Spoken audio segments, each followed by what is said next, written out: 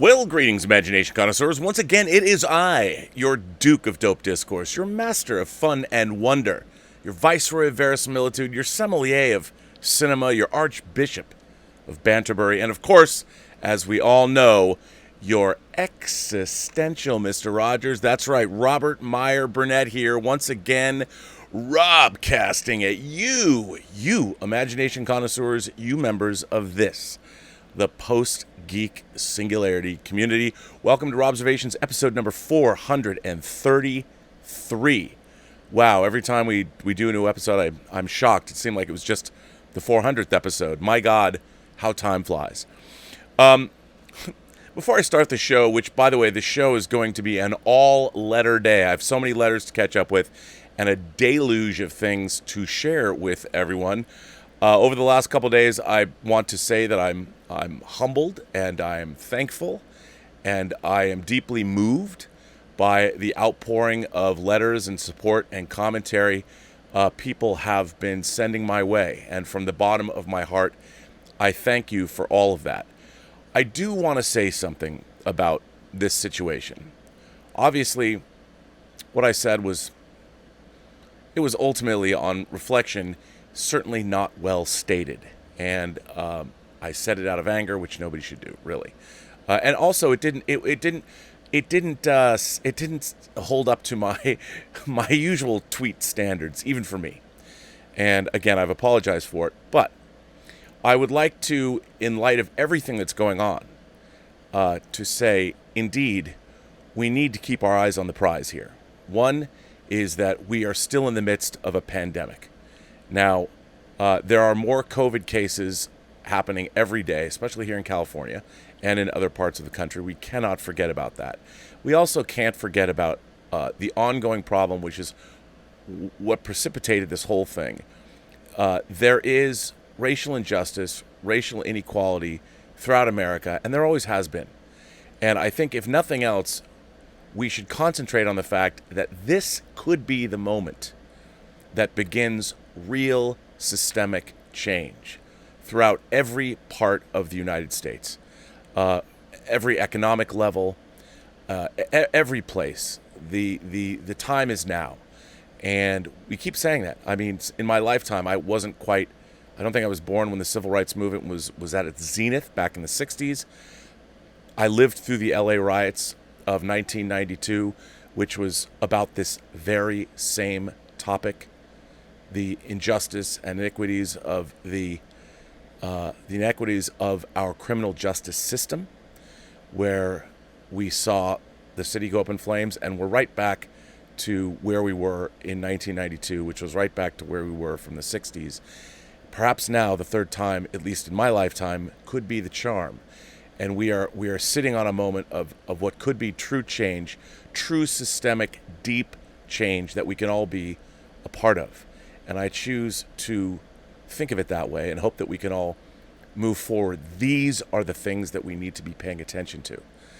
I am sorry, if nothing else, I feel terrible that this tweet incident has caused a massive schism in the fan community, which, I mean, perhaps the discussion that's happening there is worth having as well, but I also think it's a massive distraction as to what the real situation is, and it's happening all around us, and it is important, and we can't forget about what's actually going on.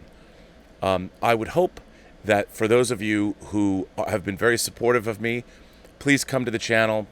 This channel is not going to change. I've been doing this for 433 times. I think this is the 433rd show. I think the thing that, in a way, baffled me was how my views are on display for everyone to see. Everybody knows where I'm coming from. Everyone knows what I think.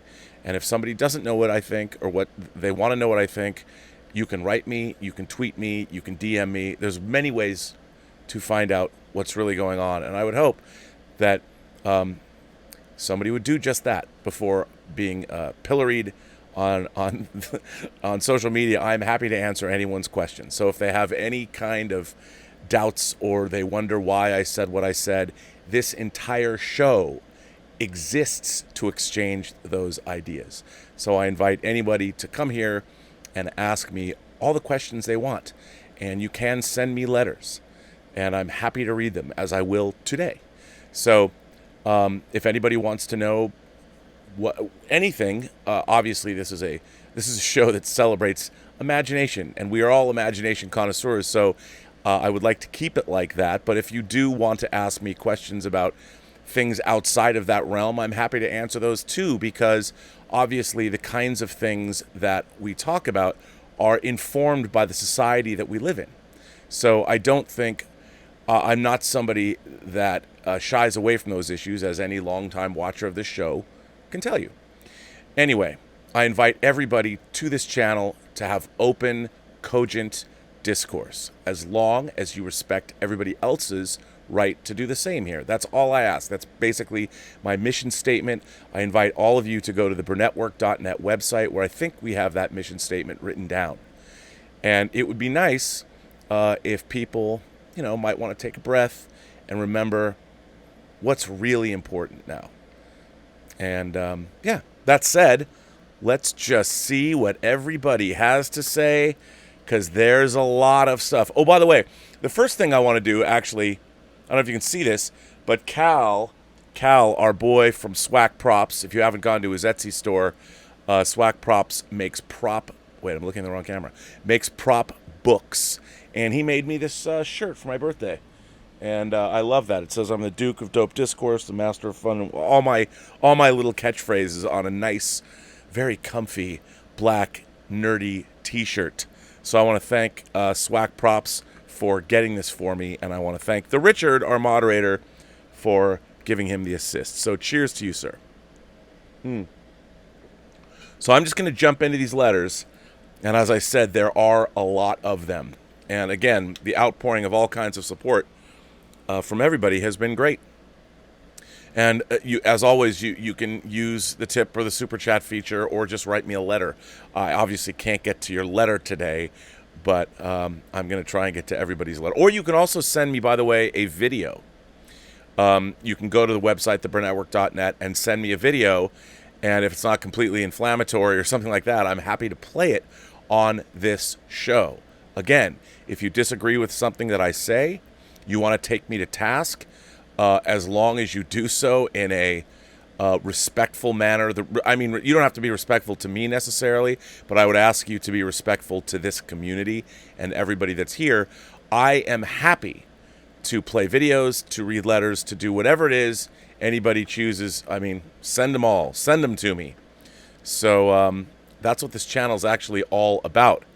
I guess a lot of people didn't realize that over the last couple of days, is that I have a daily form with which you can contact me. And, if you want to, you can accuse me of being anything, but I would rather you come to my channel and accuse me of things here so we can talk about it, put it on the record, and I can answer questions directly. So I welcome everybody to do that. Let's begin with this. This comes from Juba's Park. Juba's Park. Dear Rob, I just watched Elizaviews 25 on Logan's Run, and it struck me that you may be, and I say this with all reverence, the old man, played by, as you know, the great Peter Ustinov. As you say, the OG geek, the one who lived, the one who remembers the history of the Cinefantastique. I hope all the fans swirling around in carousel for renewal, remakes, reboots, if you will, eventually escape the dome and get to see and touch the old men. Not in a weird way, but you know what I mean. I used to collect Sci-Fi Universe magazine, initially drawn to an issue that covered Babylon 5. No other publication at the time drilled down as hard. But I remember most clearly your coverage of UFO, the article you wrote. And it was a source of great relief that I was not alone in my love of that funky show, along with Space 1999. Well, where'd it go? I've got Eagles right here. I'm around your age, and I lined up to see Star Wars on its first theatrical release in Sydney, Australia. And I lined up for Empire and Jedi as well, and all the other films that fueled the imagination of our generation. So I, too, like you, like McCoy, remember. Nice references, man. No need to read this letter on air. I had to read this letter on air. I just wanted you to know that you have my ears. In terms of YouTube punditry, if I might use another analogy, you're Chuck Yeager in the right stuff. The right stuff out there doing it alone while others all seem like they're blowing balls out of their holes in training sessions. I love that scene. There are so few who can go from Solaris to Solaris in one breath, or from E.T. to Extro, or from The Hunger to Twilight, that you must continue at all costs. Finally, with your breakdowns of genre history and cinematic language, Robservations is like a genre film school. Cheers, Jubas. I think I'm getting that right. P.S. On the recent drama about your tweet, I don't think you have anything to apologize for. Certainly, clarification may have been needed to correct those who mistook your intentions, but it really is disappointing to think that those who slammed you did not bother to inform themselves of who you are and read you in the context of your record. P.P.S. The Logan's Run sequence in Free Enterprise, genius. Makes me laugh out loud every time. Well, thank you very much. I very much appreciate that. For those of you who Jubas is referring to a scene, a flashback scene in my film Free Enterprise, which is actually 21 years old today. I want to thank you for that. And you know, it's very hard now because we live in a world where all of this is surrounding us all the time. But yes, I am a lifelong imagination connoisseur, and I've watched all of this change and mature and grow from the time. I mean, it's funny, in Logan's Run they call it the pre-catastrophe time, but I think for imagination connoisseurs it has to be the pre-Star Wars time, which was a very different place. And you know, I've always used that as the demarcation point between the old school geeks and everyone else, everyone who came after, those who are already born into the world of Star Wars. And I talk about that a lot. So I really appreciate the letter. And by the way, thanks for reading Sci-Fi Universe magazine. For those of you who might not know, Larry Flynt, yes, that Larry Flynt, published a lot of non-pornographic magazines. And in the mid-90s, I was the critic at large for Sci-Fi Universe magazine that was actually created by Mark Altman and Chris Gore. And it was a really great time to be working here in Los Angeles. Obviously, I was working on films as well, but I loved writing for that magazine, and I loved the crew there. I'm still friends with them all, people like Jeff Bond and Dan Weber and Mark himself and Amanda Finch, and who's now not named Amanda Finch, but she's married. But the whole group, it was a really heady time, and what we were trying to do, the magazine's subtitle was Sci-Fi Universe, the magazine for sci-fi fans with a life.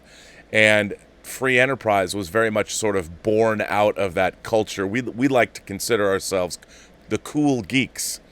And it's funny, I think we were always trying to rail against that stereotype, and Free Enterprise certainly was doing that, and yet we had to watch it all snap back, and we are still in that stereotype of the genre fan as popularized now by Big Bang Theory. But it was a great time. And I mean, I loved appearing on Roger Lodge's. I used to be on the Sci-Fi Channel along with a lot of commentators. Eric Wallace, who's now show running The Flash, he was a writer there as well. It was a great time. It was a really great time. I'm glad you remember that. Stubble McShave says, "Hi, Rob. There's a lot of pain and division in the world right now. We are bombarded with it all day long through the news, both on television and in print. When we are not bombarded with it in media, we talk about it with our friends and colleagues or send ill-considered messages about it on social media. When this time of strife is over, then there's time for our storytelling to reflect on the events of today and the human condition surrounding it. Right now, though, people need to be able to escape the stress and pressures of constant troubles. I don't mean ignore the problems. You need to fight for your cause and bring about the change you're after, but at the same time, we need a place of respite, a place of recharging, a place to unwind our stress levels. We need good storytelling about a better world, something to inspire us and something to strive for.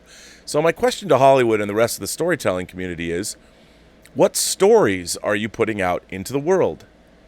Every story takes up both physical and imagination space in our world. When you consume a story, it literally becomes a part of you. It alters your brain in the way that you relate to the world. Every story changes every person who encounters it, at least to some degree. It changes us both consciously and unconsciously. In these times when the world is challenged and stretched in several ways, our civilization is under more stress than it has been previously in my lifetime. Everyone is stressed out and on edge.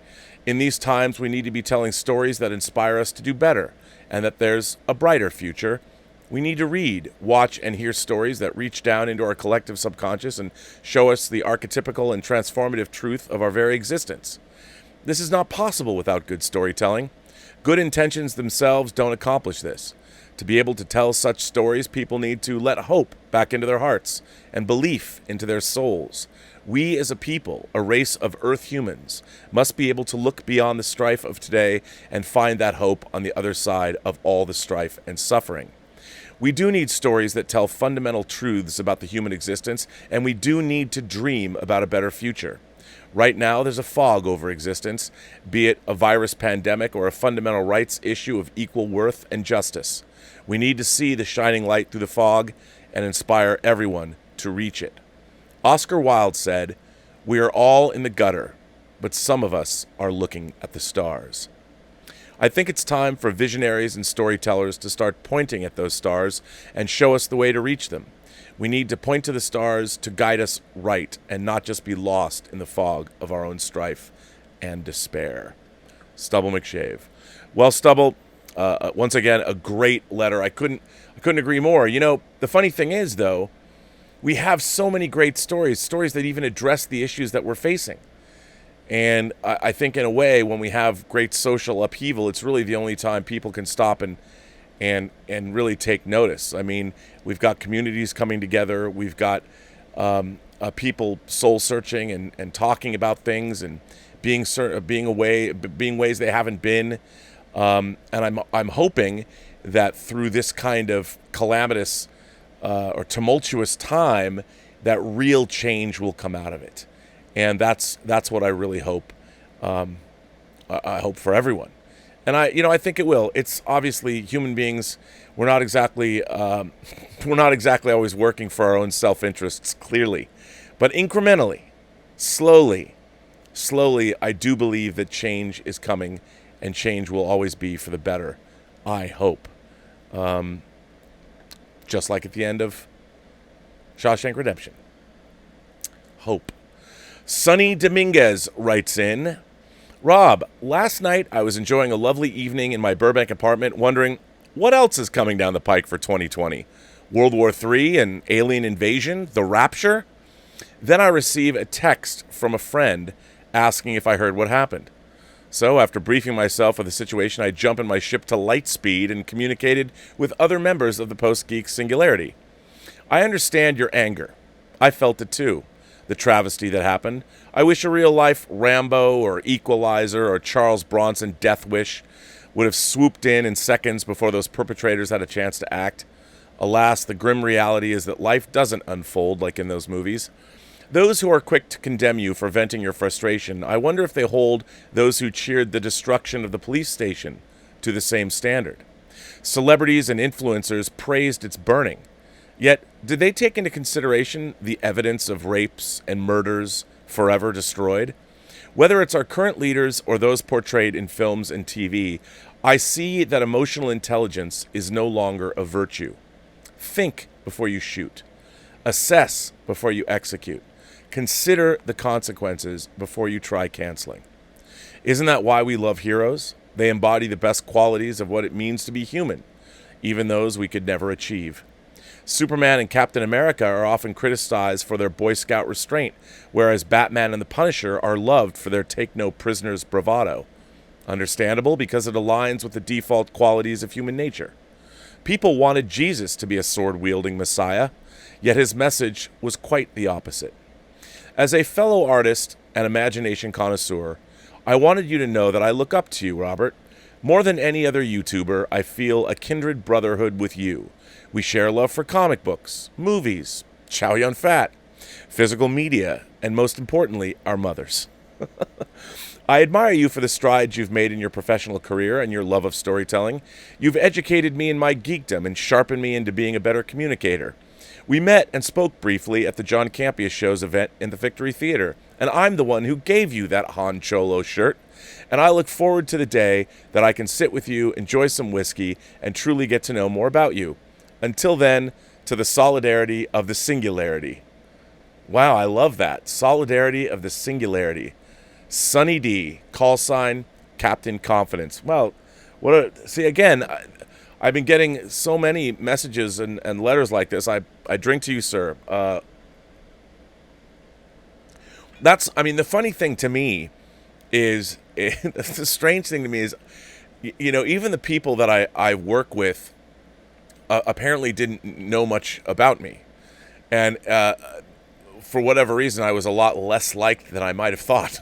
And I just assume, you can't, like I said before, you can't assume everybody knows what you do in your life, because I don't exactly run my resume every time. So people are always finding out stuff like the Sci-Fi Universe thing. I'm sure a lot of people have never heard of that magazine, nor do they know I wrote for a magazine. So, yeah, well, thank you so much, Sunny D. I very much appreciate that. I loved meeting you. I don't know if you saw the conversation about that T-shirt. I brought it on here. I brought that T-shirt on here and asked. That's another thing I asked. What do you guys think? Is this shirt okay to wear? Can a middle-aged gringo like myself pull off Han Cholo? And it was interesting. I got a lot of diverse answers. Some said yes, some said no. A lot of people just said wear it. Some people said, that's really nice that you even asked. And it was the kind of thing where the only reason I love that shirt. And there have been a couple of times where I've come across it and I was about to put it on, but that's the one piece of clothing that I own that made me go, huh. I had to stop and think about it. And yeah, but I'm always down for whiskey. So thank you. And thank you very much for that letter. Again, these letters are great.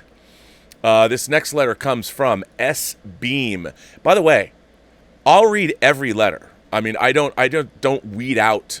I don't just read letters that are flattering. It's just that people don't send me usually unflattering letters, although some people have, and I've read them. S. Beam says, to the master of fun and wonder, I wasn't able to read your tyrannical tweet when it was posted, and I'm sure you're fine with that, but it's social media, and with digging, it was found. All taken out of context, of course. I read your tweet, sir, and I found the videos of Mr. Dorn. The videos made me feel ill. My stomach churned. Why were these onlookers surrounding him not trying to do more than just record his death?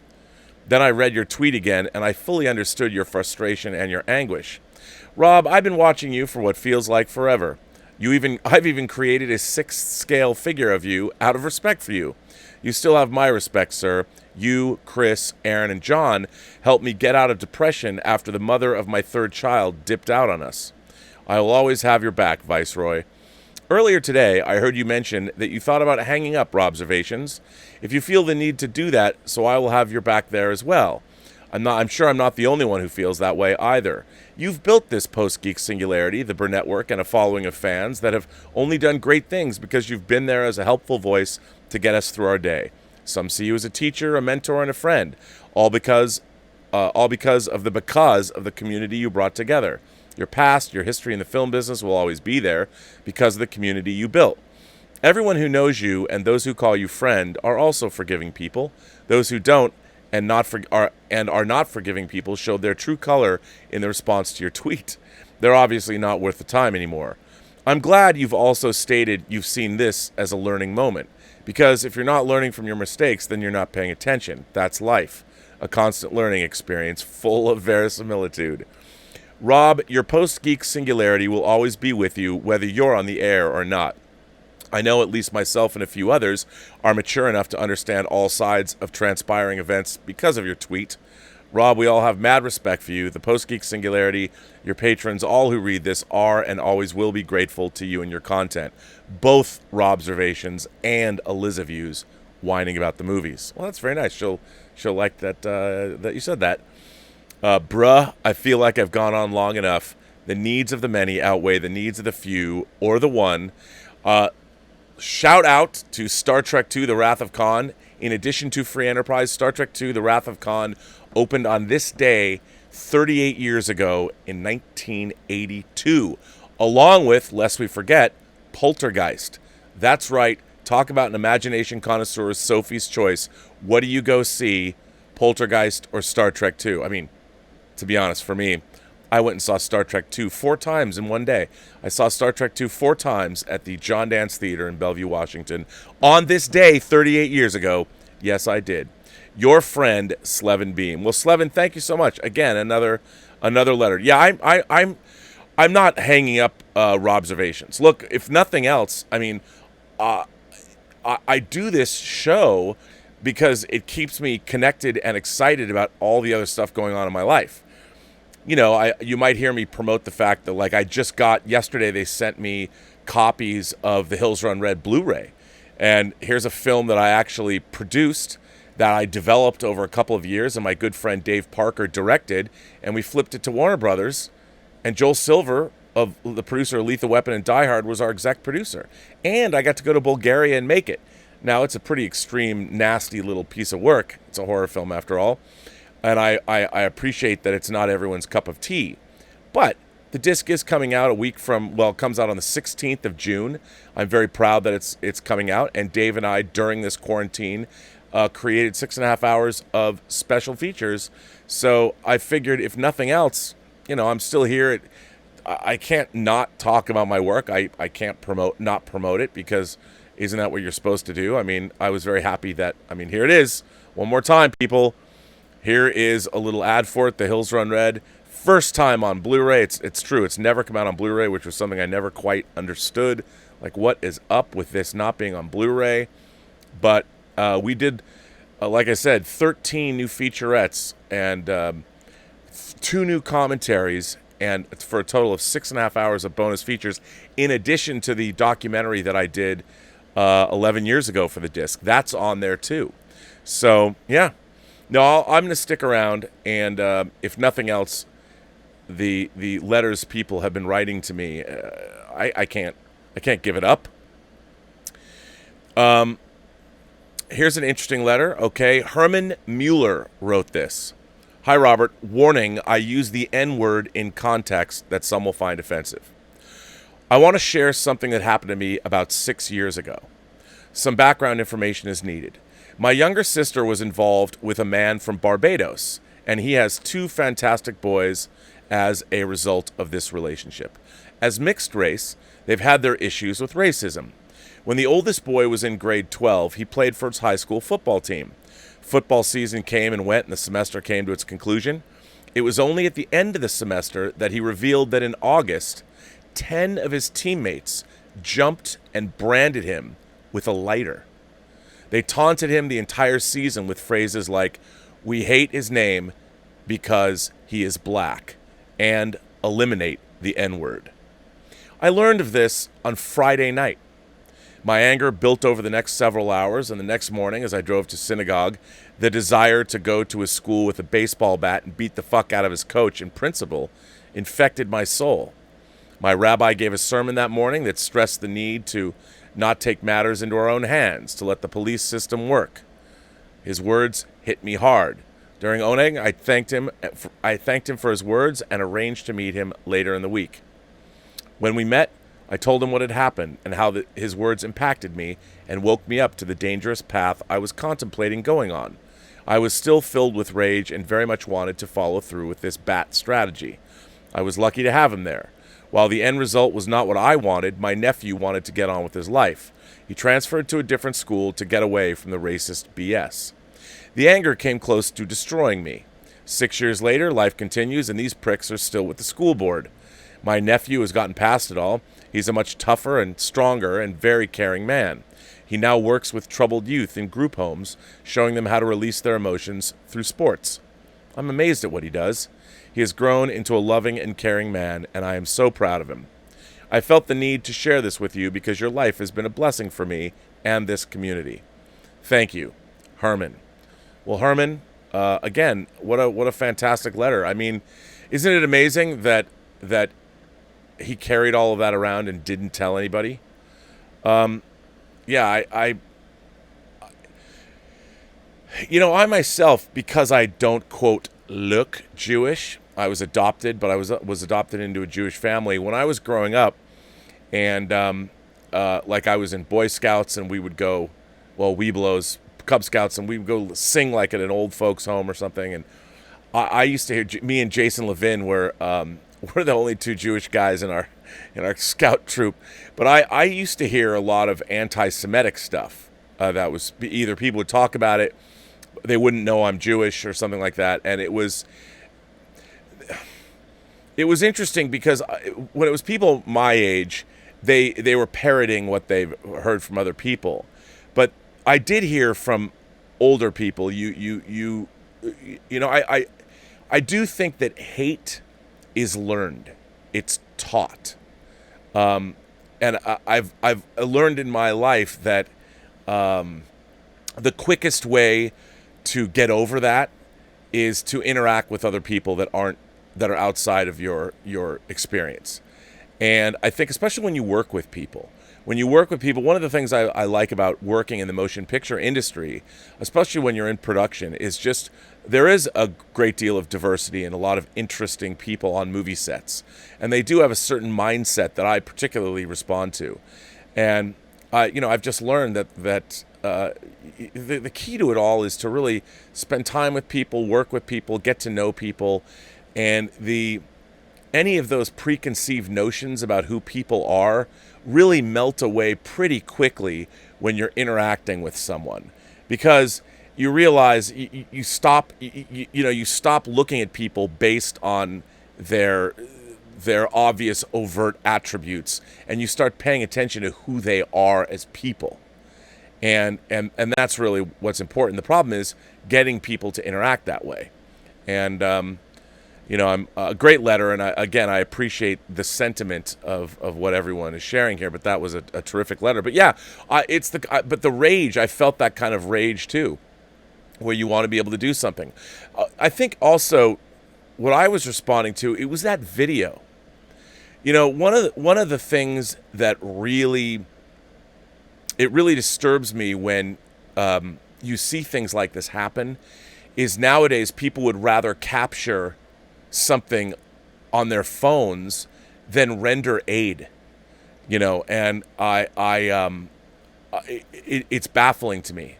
Like when you go to a rock concert, people would rather than really experience the rock concert, they want to put their phones up and record a specific song that a band is going to play. Why? Like, first of all, as somebody who's an audio video file, I'm like, what kind of recording are you going to get with your phone anyway? What's the point? I mean, when Elizabeth and I went and saw U2 played back in 2017 to celebrate, because the Joshua Tree came out in 1987. So it was the 30th anniversary of the Joshua Tree, and so U2 toured. And they had this incredible wall of speakers. And like the beginning of Bullet the Blue Sky, it was unbelievable. And if you closed your eyes, you could feel the power of how big those speakers were. And when you're holding up a phone, you're looking at the image that you're getting from the phone. You're not even watching the band, And I think that we need. What made me so angry is that whoever was making that video of Captain Dorn, who knows? Why not lie down and offer him aid or cover his face or something? Do something for him. And you see that a lot now. We see people would rather capture the atrocities than render aid. And I've told people for 3 years I was involved in creating crisis medicine. I directed over 50 hours of crisis medicine tactical casualty care, which is a medical lecture series that is designed to help you help others or yourself if you've been involved in an active violent event, whether it's a school shooting or whether it's an explosion. This lecture series created by my friend Mike Schertz, who's an MD, an emergency room MD, but he's also 18 Delta Special Forces. We teamed up also with local law enforcement in Portland, Oregon, to create this lecture series and all of the peripheral videos. And it's one of the things I'm most proud of in my life. So you can go to I think it's crisis-medicine.com is the website, and it always comes up in Google searches. But Mike Schertz, Crisis Medicine, and so I very much, am about the render aid whenever you can, and also know what you're doing when you're rendering that aid, because a lot of people don't, and that's what Crisis Medicine is for. That's what the whole series is for. It's one of the things I'm most proud of that I've ever worked on. And again, I worked on it for 3 years. I directed it, I shot it, I edited the series. It was a lot of work, but I'm very proud of that work. And again, nobody I work with, say, on the Schmo Down knows I did any of that. It's not on my IMDb profile, but these are things that you should find out about people before you pillory them on the internet. Hello, Rob. This comes from Douglas Harris. Hello, Rob. I'm finally writing a non-complaining letter. I've been watching a lot of YouTube since the quarantine because running after my 2 kids doesn't leave me much time for TV shows. Grace Randolph has been saying for months that Disney might release Mulan straight to VOD and then Disney+. I've been saying to myself, no way, that would be stupid.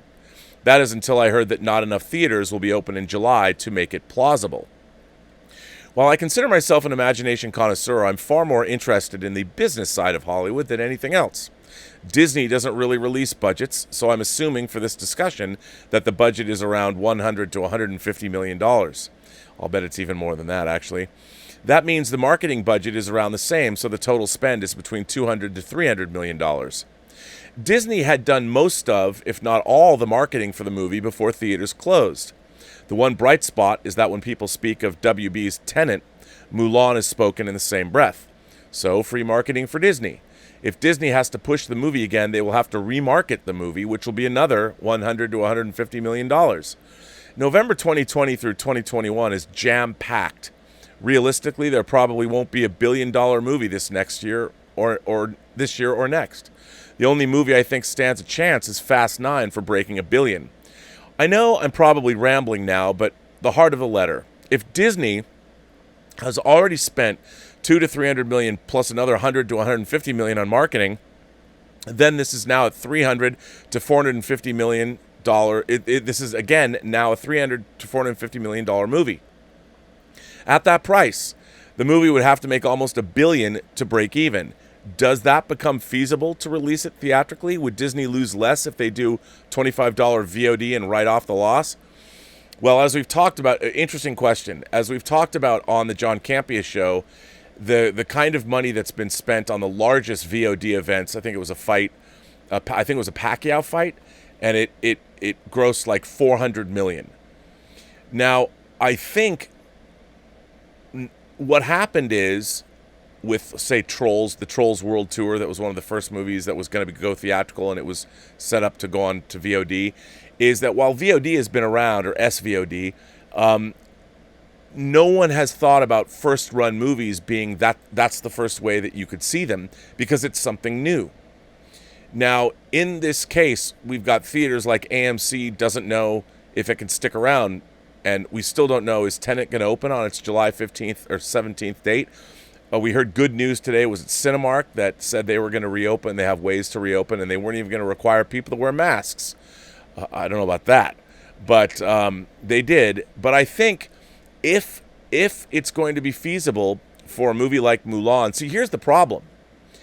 They're also racking up interest charges. As I've talked about on this show many times, studios aren't sitting on piles of money where they can just spend money and make movies. They don't have that kind of money. And when they make a film, each movie is like its own business. When you make a film, you set up an LLC, you start a corporation that you make the movie under. And then, of course, the studio will buy that corporation when you're done. But at the same time, you still have to, if you're borrowing money, I mean, studios don't have $200-300 million of liquidity to just throw around to make films. So they borrow that money, which means interest payments start up, which means it's in the studio's best interests to get those movies out. Now, I am not an economist, nor am I somebody that knows necessarily the nuts and bolts. I produce films, but I don't know the nuts and bolts of what you're dealing with that kind of money. I know that every time you push a release date back on an expensive movie, that's money that is not getting paid back to the bank unless they're borrowing from Peter to pay Paul. So in the case of Mulan, it might be that, well, they can't wait that long.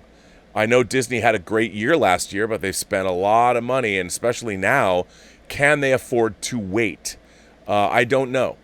But I think that, yes, they're expecting these movies like Aladdin. The expectation is these films are going to gross $1 billion at the box office. That's what they're shooting for, and that's like as a minimum. So a movie like Mulan is definitely expected to bring in that kind of money globally. And if it can't, it's problematic across the board. But we're living in a new reality, so we'll see what happens. It's going to be very, very interesting. I think if Disney did a $25 VOD, I think they would still do very well, but I don't think they're going to do nearly as well. I just don't see it. I don't see them grossing $1 billion with that strategy, but that's only because it hasn't been done before. If the new normal is indeed being able to see films first run for the first, like if you want to see it, you've got to pay $25. Like, I'll tell you one thing. You know, if somebody said, okay, Rob, you know, Tenet, not going to the theaters, No Time to Die, not going to the theaters, you couldn't take the $25 out of my hand fast enough. You couldn't. But right now it's an interesting place that we all find ourselves, and I think there's going to be a lot of changes and evolution of business models. So that's crazy. It's gonna be crazy out there. This one comes from Greg App. Hey, Robert. You don't know me, but I know you, as I've been listening to your voice, opinions, and stories for the last couple of years, from Collider to the John Campea Show and now the Burnettwork. I'm not sure about the why, but I had the urge to write you this short letter. Yoda said it best. Fear is the path to the dark side. Fear leads to anger. Anger leads to hate. Hate leads to suffering. I find in this phrase a great lesson for life about the power of our emotions and feelings and how they can either help or destroy us. Nowadays, we tend to attack everybody that falls short. We want to cancel everyone that does something wrong, and we forget that we all make mistakes. I've made mistakes. My friends have. The Pope has. Everybody has been an asshole or an idiot or said something inappropriate once or twice or maybe 1,000 times in their lifetime. Nobody's a saint. We in the community appreciate you. I hope you know that. And even if we don't know you personally, we know that anger isn't a part of your true character or spirit. A mistake is always bad, but it is only terrible when we don't learn from it. Forgive yourself, grow, and move on to bigger and better things. Good vibes to you, a friend from Costa Rica. Well, Greg, what a very nice letter, and I think about that a lot, about what Yoda said. You're right. Here's what I would say, though, and I agree with you 100%. That said, when you choose to exist in the social media space as I have chosen to do over the last 5 years, especially now that I have my own YouTube channel, yes, everybody makes mistakes. But as we've all now seen, especially how I've learned in the last couple days, one mistake can cost you dearly. I think I was lucky in the sense that I made an ill-conceived tweet, but ultimately my heart was in the right place, and I was really furious because, remember, we've watched every week, we've watched a black person straight up murdered. It's like it became a weekly occurrence that we're watching and sharing, and the thing that it was, and that was, to me, I just don't understand it. You know, I've never understood that kind of hatred. I did not grow up in a household. My parents never had a bad word to say about anyone. And I just am like, what? I understand that people in the black community, this is par for the course, and this is why things have to change. I mean, how many people have to die before anybody wakes up to this fact? But now we're seeing people dying almost in real time. It's not like something you read in the newspaper the next day. It happens, then boom, it's on social media. And the thing that really just got under my skin is this poor man. It's not to take away from all the other people that have lost their lives, but it was just this particular video where there was just nobody there for him. And I was thinking, he 77 years old, doing a friend a favor. He gets shot, gunned down. A 77-year-old man like that, he was a police captain. He's got a family. And the thing that really irked me the most is to watch just on the side of the road that somebody was filming. Like, why wasn't the person filming holding his hand or comforting him or doing, and you heard somebody in the background screaming about it. And it made me really, really, and not that I've talked about on the show, the other two videos that we saw. I mean, what started this? 9 minutes watching a man's life literally extinguished. And then before that, a man jogging, who, as more details come out about that case, it gets worse and worse. Just, I mean, straight up, these are snuff videos. And we act like this is the new normal. And I was very angry. Now, because I've chosen to exist in the space, if I'm going to choose to be in that space, I better be careful with the words that I use. Now, I was angry, and also I doubled down by allowing that anger to continue and inform when people started coming after me. And to be fair, people did come after me and say, hey, man, you might want to take your tweet down, which, after consideration, I realized what I'd done, and I did take it down. Of course, in this day and age, it was screen capped and spread. So remember, if you do choose to exist in this space, it's important for what you say or what you do. But I will say this. If nothing else, if you want to talk about the good that's come of this, look at all the dialogue that's happening now. Even around this. I mean, I would like the dialogue to be moved toward keep our eyes on the prize, the health of everyone, and the rights of everybody to the pursuit of happiness. I mean, these are the things, and I've said on this show countless times that especially Black America has never had equality. Never had equality. And I've been saying that since the beginning of this show. And not the beginning of this show today. I mean, since I started on Robservations. And I honestly believe that, and we all have to do better. And let's hope that something better comes from all of this. Omar94 says, hi, Rob. I finally saw The Last Action Hero for the first time a few days ago. I had seen a few clips and scenes of the movie, but not all of it as a whole. I thought it was just okay. I didn't dislike it, but I didn't find it that good. There were a lot of moments and scenes and ideas I liked. It did, however, make me realize something. I found myself really wanting to be like that kid, Danny, and fantasizing I could go into a movie world. As someone who has depression and anxiety, I tend to be very uncomfortable in my own skin, many times throughout the day, every day. This show, as well as a number of other YouTube shows like yours, and interacting with people in the chat, does make me feel better, though.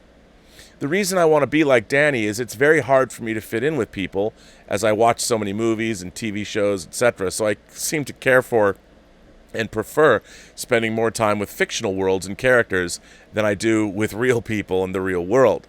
For example, I prefer spending time watching what happens in Mayberry, and I seem to care about the characters like Andy Taylor and Barney Fife.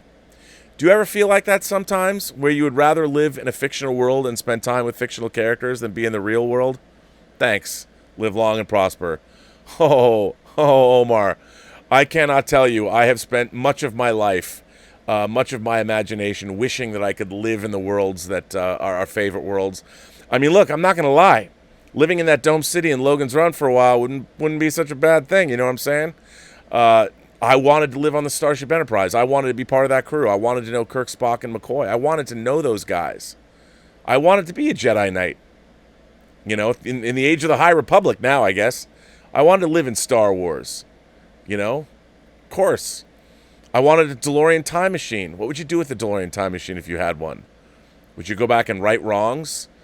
Would you go bet on lottery numbers and make a lot of money? Take that sports almanac and put it to work for you?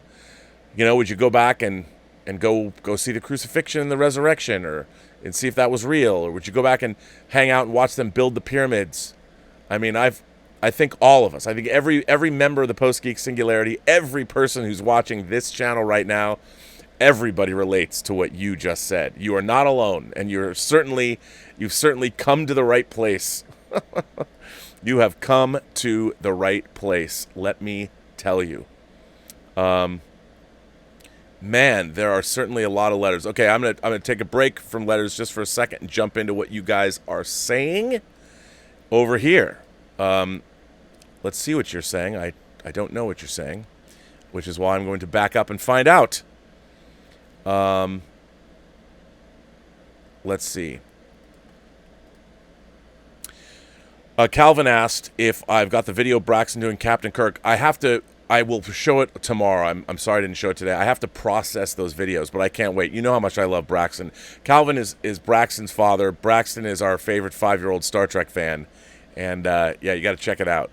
And you will. You will check it out.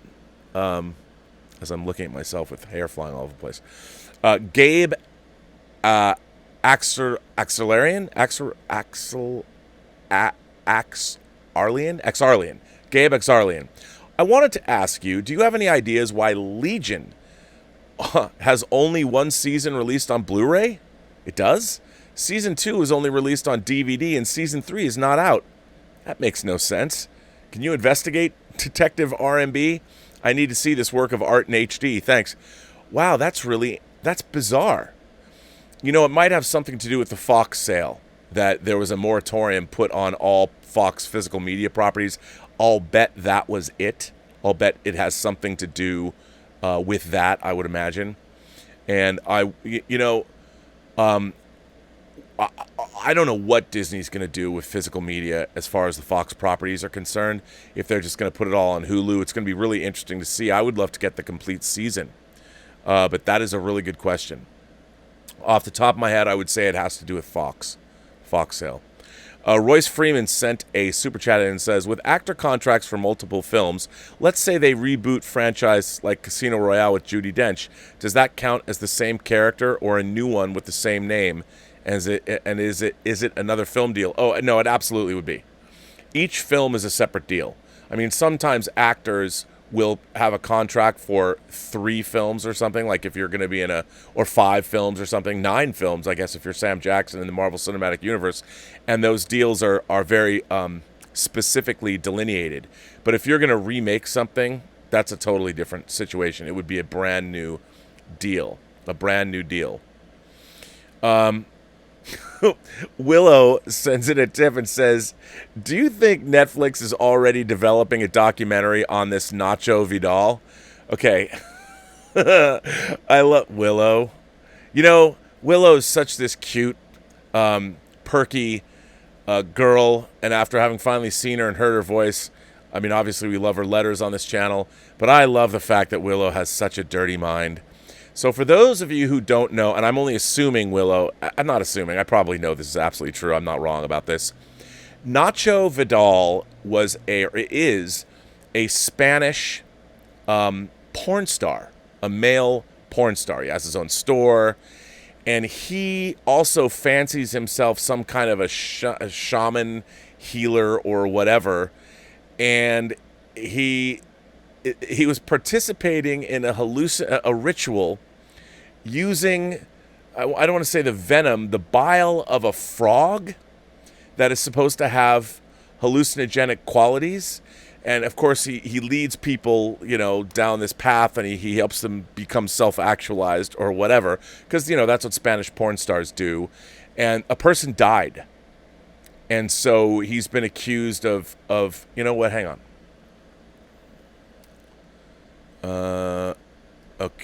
Yeah. I'll just read. Okay, here it is. A Spanish porn star has been charged with manslaughter for his alleged involvement in a psychedelic toad venom ceremony that resulted in a man's death. Investigators tracked down 46-year-old Nacho Vidal, whose birth name is Ignacio Gonzalez, during an 11-month probe into the death of fashion photographer Jose Abad, according to a police report.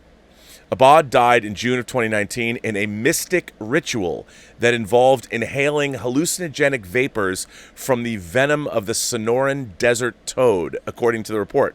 Vidal and his family commonly inhale these vapors at their home, investigators said Thursday. What kind of home life must that be? The toad secretes a toxin to ward off predators that, when dehydrated, contains the psychoactive compound DMT,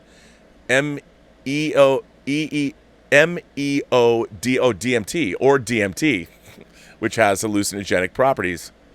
In a 2016 video on his YouTube channel, Vidal talked about the many benefits of the ritual, which he said helped him reconnect with his soul after a long battle with depression.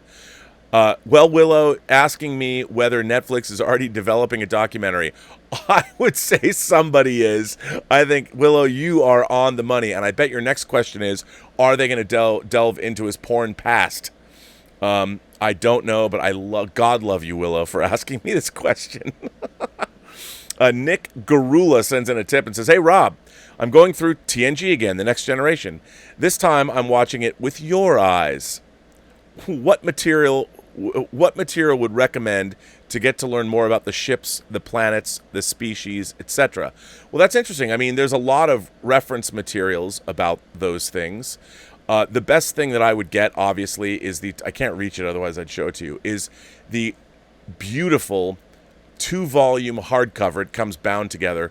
Encyclopedia that Michael and Denise Akuta did. There's an old Star Trek encyclopedia, but it is the most updated version. It came out a couple years ago.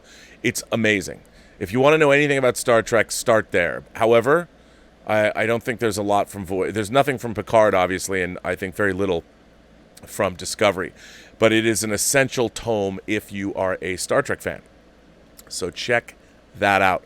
Stephen Foley sent in a super chat and said, I had an amazing encounter with a beautiful person last night, and we didn't talk about hate or how I failed as a white man. We just talked about the movies we loved and enjoyed each other's company. This needs to be answered. This needs to be the answer, I guess, what you mean. Well, I mean, look, I think there are the quickest ways to get to know somebody, the most fun ways, are one, make a meal or eat a meal that they've cooked for you, or help them cook a meal. Break bread with somebody, and talk about your favorite things, like whether it's movies or books. If you can bond on the pop culture tip and you can share your enthusiasm for these things, I've always found that that's a great way to break the ice. Because, everybody says that, oh, Rob, I don't come to this show for the politics. But movies are political. All storytelling has politics in it somewhere. And I don't mean necessarily you're arguing over whether you like Donald Trump as a president or not. But in terms of political viewpoints, most stories are about that or shaped by that. And I'm not saying they have to overtly be about politics. It's not like All the President's Men is obviously about Watergate. If you're watching An American President, which I love, while it's about the President of the United States, and it does have politics in it, it's still a romance. You're still watching Michael Douglas romance Sidney Ellen Wade. And who wouldn't want a Sidney Ellen Wade in their life, right? So I think it's great. I'm glad that you were able to do that and have a conversation that doesn't involve all of what's going on in the world. Although there's nothing wrong with that either. It's just I've also found that when you're having a nice meal with somebody, or you're actually while you're doing the meal prep, I don't know, people get set off, but the best way to get to know somebody, break bread with them, and or talk about your favorite things. I once said, I don't know if it was on this show, but I was saying, I made a comment once where I said, wouldn't it be great to get everyone's mothers together and they all cook a meal and we all get to sit down and like play musical chairs or whatever, and we get to sample everyone's mother's favorite meal. You know what someone came back and said to me? They're like, oh, great, Rob, you want women just to be in the kitchen cooking. I'm like, no. No, but everyone's mom has a favorite dish. And then people are like, well, what if you don't have a mom? I'm like, all right, I get it. I understand. I mean, when you're making that, the metaphor was to have a bunch of different people cook you different dishes. You could have it be your dad, too, or you could have it be your aunt or uncle. But the point I was making was it's always interesting to, sit down with people and have them make things. Like, I always find it interesting when people have potluck meals and everybody brings something different, especially when they've made stuff and you can sample what people have made. I like that. I think that's interesting, and you learn about people that way too. So what's not to love? So I can't use my thing like I wish everybody's mom could get together and cook the world a meal.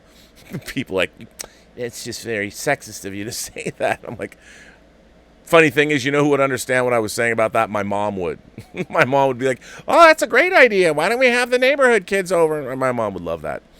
Roberto Suarez is here. Roberto says, I can't be there for today's show. I just wanted to share my ongoing gratitude and support for you and the Post-Geek Singularity. Well, Roberto Suarez, thank you very much, my friend. Roberto is one of the people I met. He contacted me when I was actually going to work on crisis medicine in January of this year. I went up to Portland to shoot more, and he contacted me, and Mike, Dr. Shirts, Mike and I went and met Roberto, and he took us to drinks in downtown Portland. And it was fine. He sent videos here, and you've met him if you were on my birthday live stream, the Zoom party. He's a great guy, so I'm sorry he can't be here today, but I understand. Lancelot Narayan? What a cool name. Lancelot Narayan. Lancelot says, I'm the former DVD special features producer trying to write you a letter. And it will get to you. I really want to get those years and the whole process off my chest and ask you questions on your opinion. Well, Lancelot Narayan, you can send me a letter anytime you want because that's the coolest name ever. Royce Freeman sends in a super chat and says, if an actor has a contract for multiple films and the studio reboots, can they continue? Well, you asked that question before. Did I? Oh, I asked again tonight. Oh, well, I got your back. But I already answered that question, but thank you for the support. Lancelot goes on and says, one of the titles I made documentaries for was Once Upon a Time in the West. I'm the first voice you hear on the documentary. That's amazing. I love that movie. Lancelot goes on and says, I know it's been a mad 48 hours for you, but hang in there.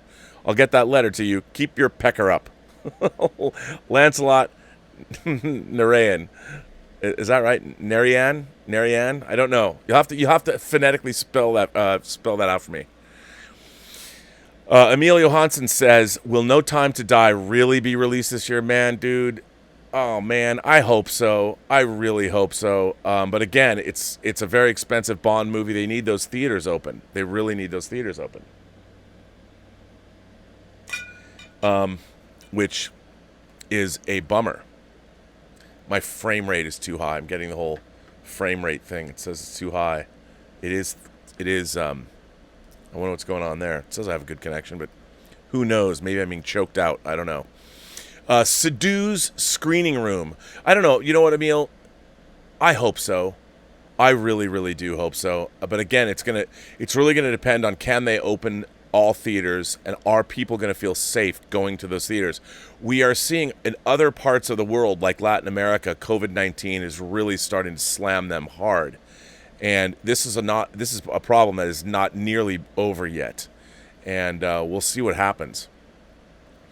Sidhu's Screening Room sent in a super chat and said, I shared your reactions to that footage.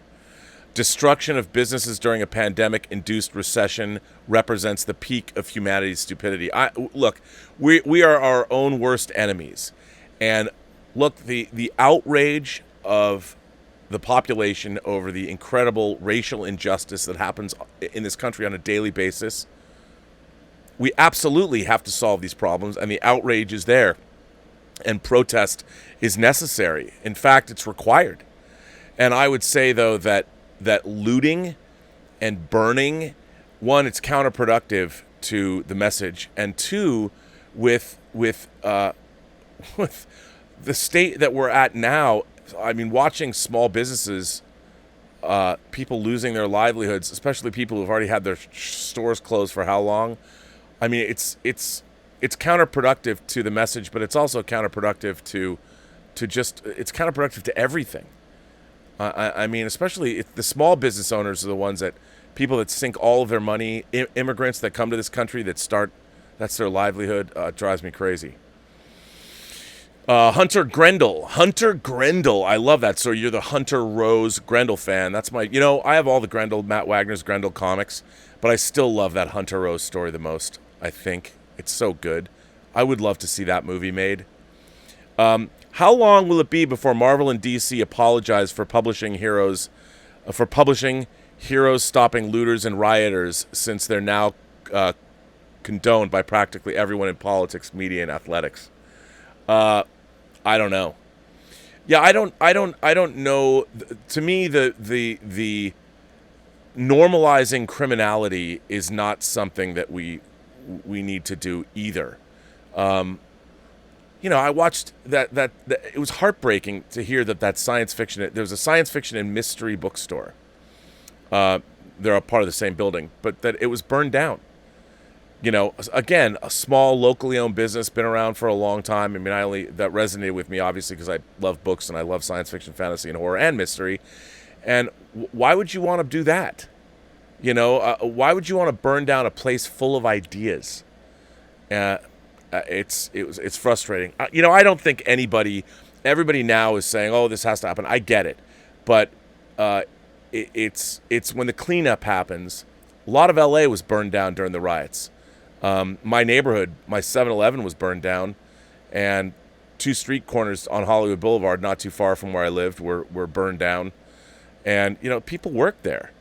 It's people's livelihoods. And I think ultimately, you know, cooler heads will prevail. I hope so. But I don't think that nobody wants looting. You know, it's not something people are ever going to be like, yeah, that's okay. Nobody's going to think that's okay in the long run. I don't think that DC and Marvel are going to have to apologize for publishing comics about superheroes. I don't, you know. Anyway, Swag Props says, "Good, looking good, Rob. Glad the shirt fits." Yes, Cal, this is the shirt that you made. I love this shirt. It looks great. And thank you for sending it to me. I appreciate that. Baruz. This is a tough one. Baruz, I love the name Baruz. Herlev? Baruz Herlev. Herlev? Is that right? Herlev? What a great name. If I knew how to pronounce your last name, it would be even greater. But it's still a cool name. Starring Baruz Herlev as... I'd love to... That's great. Hey, Rob, I love what you do. Did you ever see the music video from Carpenter Brute called Turbo Killer? I thought it was badass, that 80s synth madness. Okay. For those of you who don't know, if you like John Carpenter's music, if you like synth or dark wave, and you don't know who Carpenter Brute is, Carpenter Brute is actually a French... He's a dude. He's a French synth musician. He teamed up with a French directing duo who direct under the name Seth Eicherman. And they made a video. If you haven't seen this, run, don't walk. Go see this. It's on YouTube. Turbo Killer. Music by Carpenter Brute and directed by Seth Eicherman. Now, it's awesome. It's science fiction and horror, and it looks like it was made in Italy in 1984. It's awesome. The music is awesome if you like that kind of music. If you like darker synthwave, you're a child of the 80s. It's right up. It's awesome. It's so awesome. But what's even more awesome, I saw, by the way, Elizabeth and I went and saw Carpenter Brute when he appeared. He played here in L.A. And my friend Darren Scott and I went with Elizabeth, and, well, we met him there. It was amazing. It was awesome seeing a lot. I mean, I love synth music. I've always loved techno or electronica or whatever, and I love 80s synth or dark wave. It's the best. And now, what I was going to say is, if any of you have Shudder, their new film is available. They crowdfunded Blood Machines, and Blood Machines is a continuation of what Seth Eicherman did with the Turbo Killer track. And I have the Blood Machine soundtrack right there on my computer. Actually, it's right over there. The file's right over there because I supported the crowdfunding campaign for it. But they are, in fact, playing Blood Machines, it's basically the Turbo Killer sequel on Shudder. So you can watch that deliciousness on Shudder right now. It's like 50 minutes. It's dope. You got to see it. Anyway, Baruz. Nicely done, sir. Jason S. said, "I'd like to hear your jail story." Well, you know what? I've got so many letters and things to get through, but I can tell the whole thing. But long story short, I got arrested on a traffic matter because I for various reasons, but I got pulled over for putting a phone in one of the phone things on the dashboard of a car because I was going somewhere and I was looking at the GPS, and I was pulled over by a CHP officer who said I was talking on my phone, which I wasn't doing. So I got a ticket, and I got a ticket now. The CHP, I thought, like in LA, you get a ticket, they send you a thing. But in the CHP doesn't, and the thing they issue you is your ticket. So I did not go to court, not knowing when I was supposed to go to court. My own fault, irresponsibility. I got a bench warrant out for my arrest. Didn't know it. I was coming back from a wake, driving Elizabeth's car. There was taillight was out. I got pulled over. Cops run my name and stuff. Comes back that I have a $50,000 bench warrant for my arrest. I get arrested. I get taken to Hollywood. I get booked. And this is on Saturday. Coming back from a wake, I was going to Charlie de Lazarica's birthday party. Never made the birthday party. I'm in jail.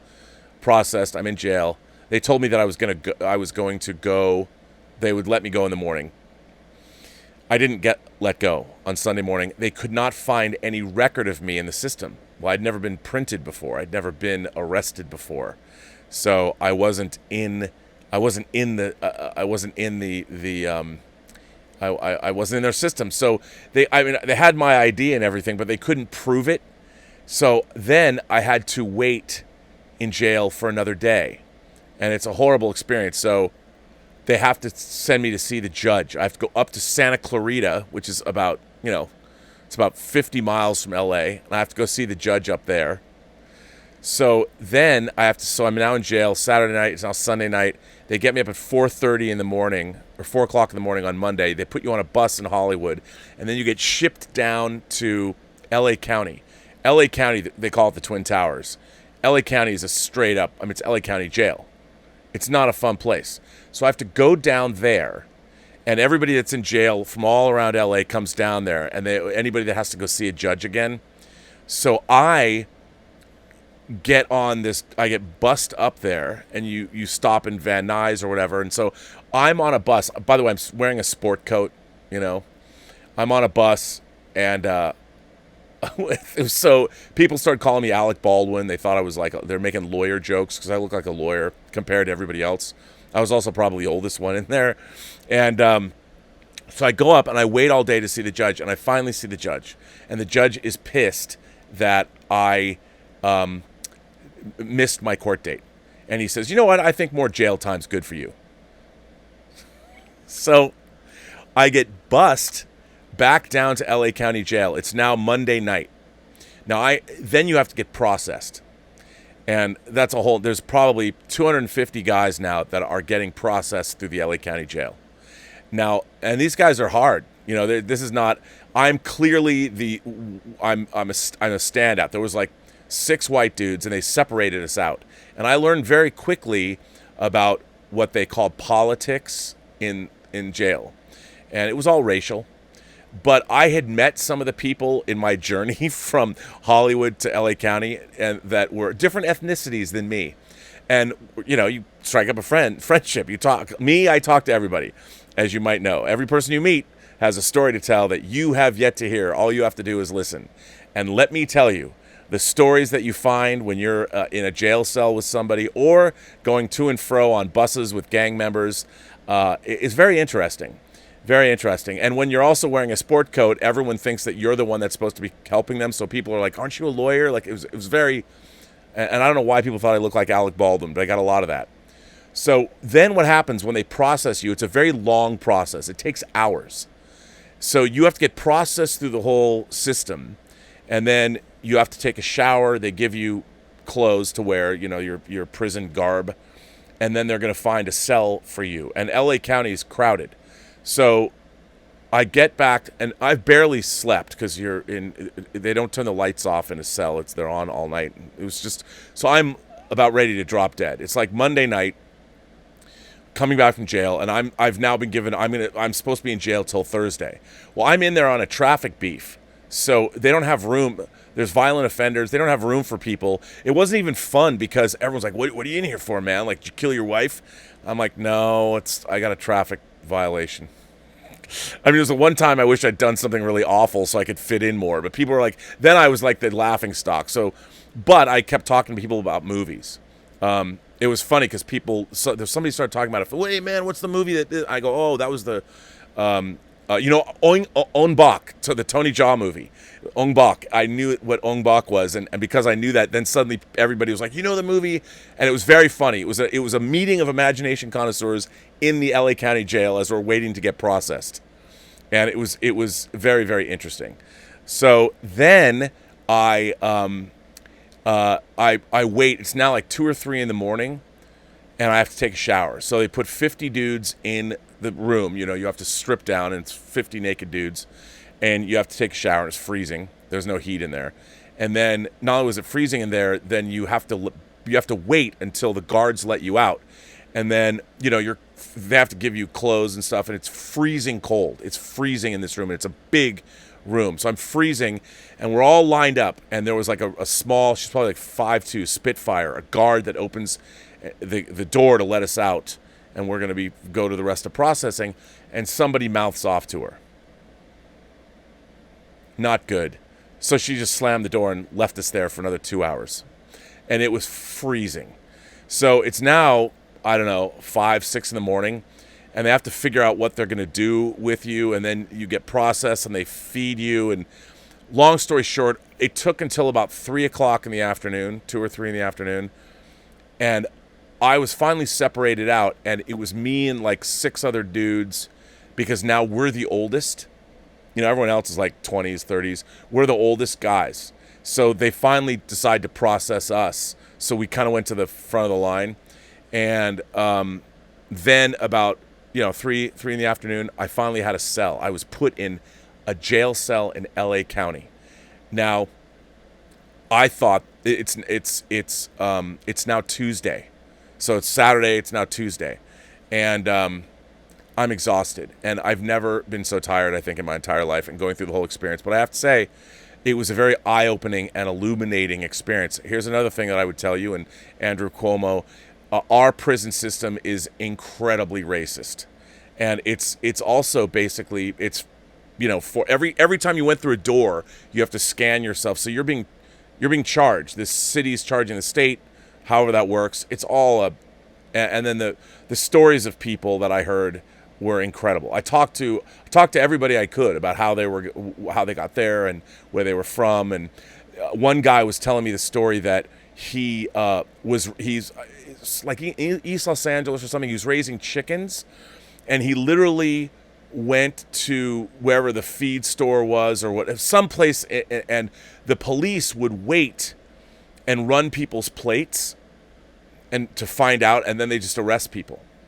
I mean, and yeah, sure, the guy had something going on, but I mean, it was something strange. But there's a lot of those kind of stories. There's a lot of people who told me stories about it. I'm like, all right, you're in the right place.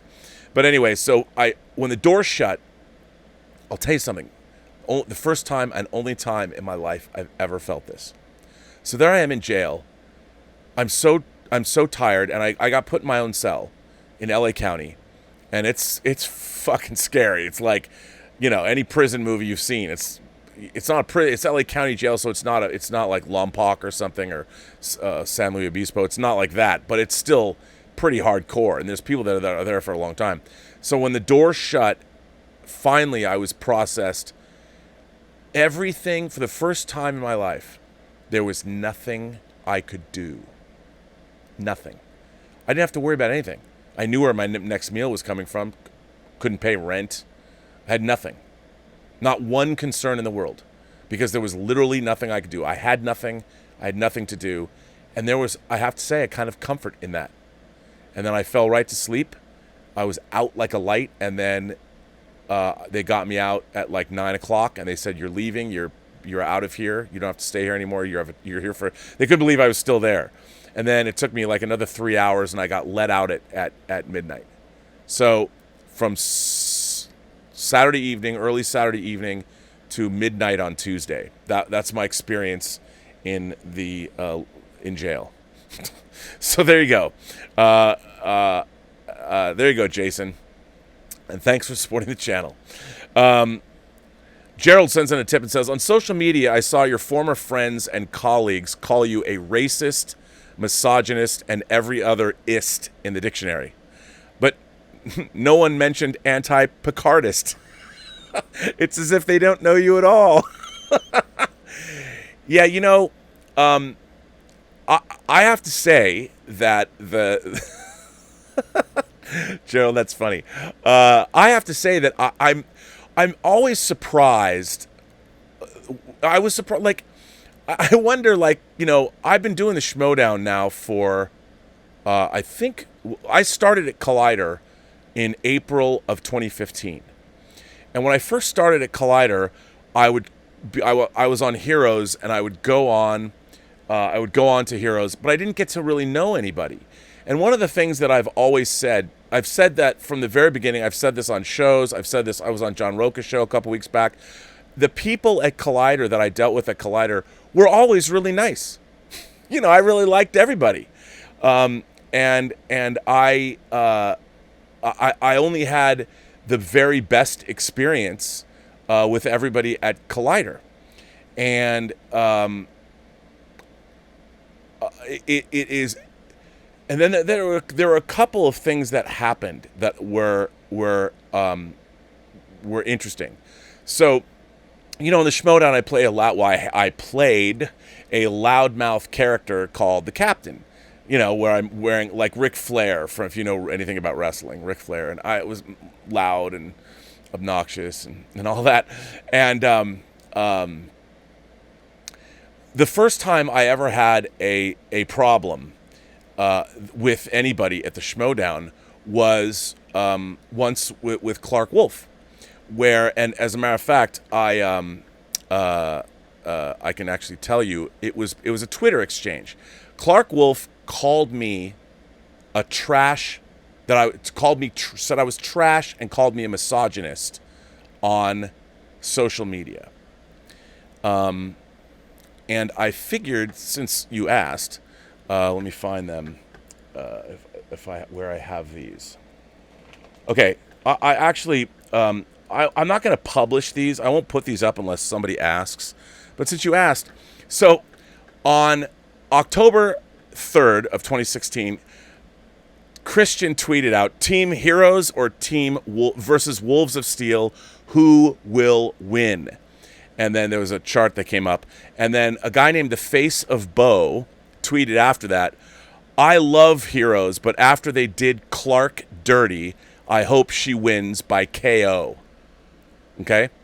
And then I answered to them, because it was John Schnepp and I were on Team Heroes. Remember, this is the Schmo Down. I answered, "Women are always complaining. I didn't do them dirty enough. Hashtag Team Heroes." That's what I said. And then after that, Clark tweeted back at me, and she wrote, "Gross." And then I wrote back to Clark. I said, "I know. I'm so ashamed, but what can you do?" And then, hang on, let me get to the tweet. And I pulled. So then Clark said, "You're not ashamed, but you should be. What can you do? You can leave me out of your weird sexual half-taunts. I'm here for trivia, not that bullshit." And I wrote back, I was like, I didn't know Clark very well. I mean, I only knew her through the Showdown. I didn't know anything about her. I thought that it was obvious that this was kind of a fun Twitter thing. I wrote, "Whoa, easy, Cheetah. I was being self-deprecating, responding to a tweet using the original tweeter's own terminology." And Alex Johns wrote, "Take it easy, save it for the game." And I said, "This is the game." And the last thing that was said was, Clark said, "Did you really just call me Cheetah?" Now, I thought that that meant that she was playing along. Now, then I wrote back, "I call everyone Cheetah. I know you're Wolf, but I've always been more of a cat person." I mean, and then I wrote, "A cheetah is a lethal hunting cat. Since college, I've always said, 'Easy, Cheetah,' to mean, 'Don't tear me apart yet.'" That is the entirety of the exchange that was on Twitter. And I will leave you to tell me what kind of an exchange that was, but if you know the Schmo Down. So apparently, and because of that exchange, when I went to Heroes the next week, I got called in. John Schnepp said, "I need to talk to you." He took me into John Campia's office, and he said, "Clark complained about you." And I was like, I honestly, I was like, "She did?" And I was thinking, what did I do? It was because of these tweets. And I had to apologize to Clark Wolf about the tweets. And I didn't know anything about her past. I didn't know things that had happened to her, that unsavory things, not to her personally, but she'd had to deal with stuff on social media. I didn't know anything about that. And I thought I was being playful within the context of the Schmo Down. That was it.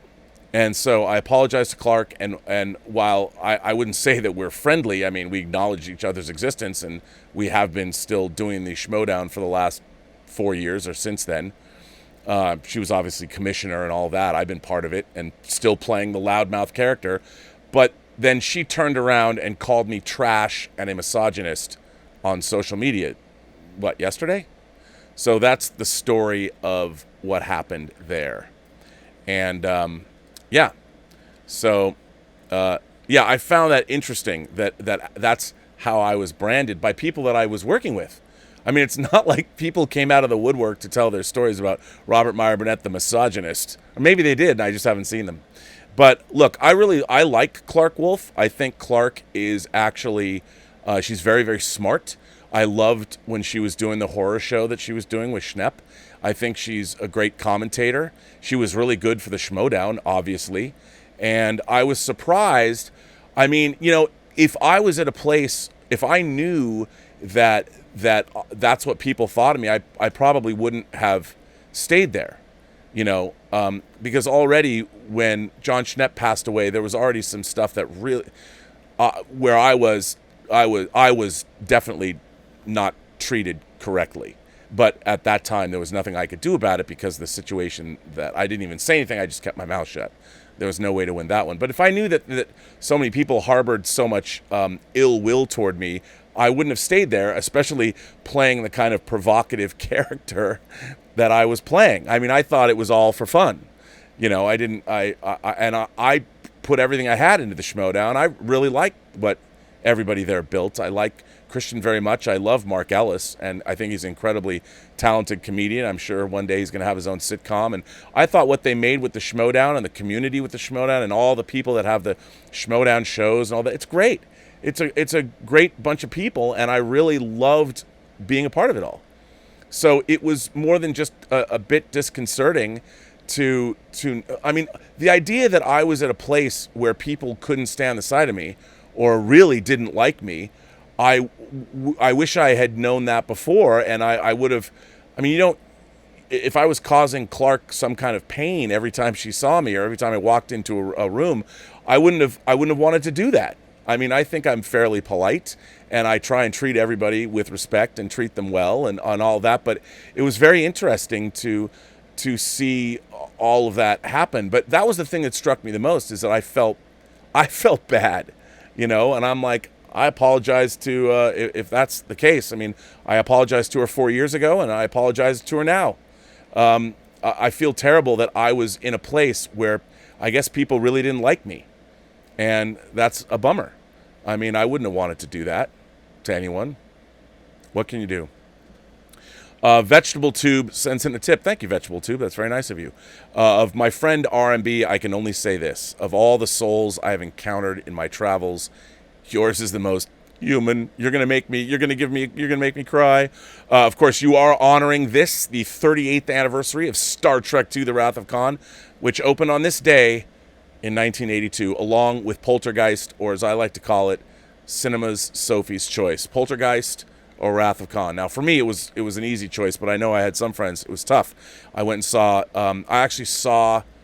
I saw Poltergeist in I believe it was 70 millimeter. I want to remember. I think it was 70 millimeter at the. You know, Mike Choate from would be able to know.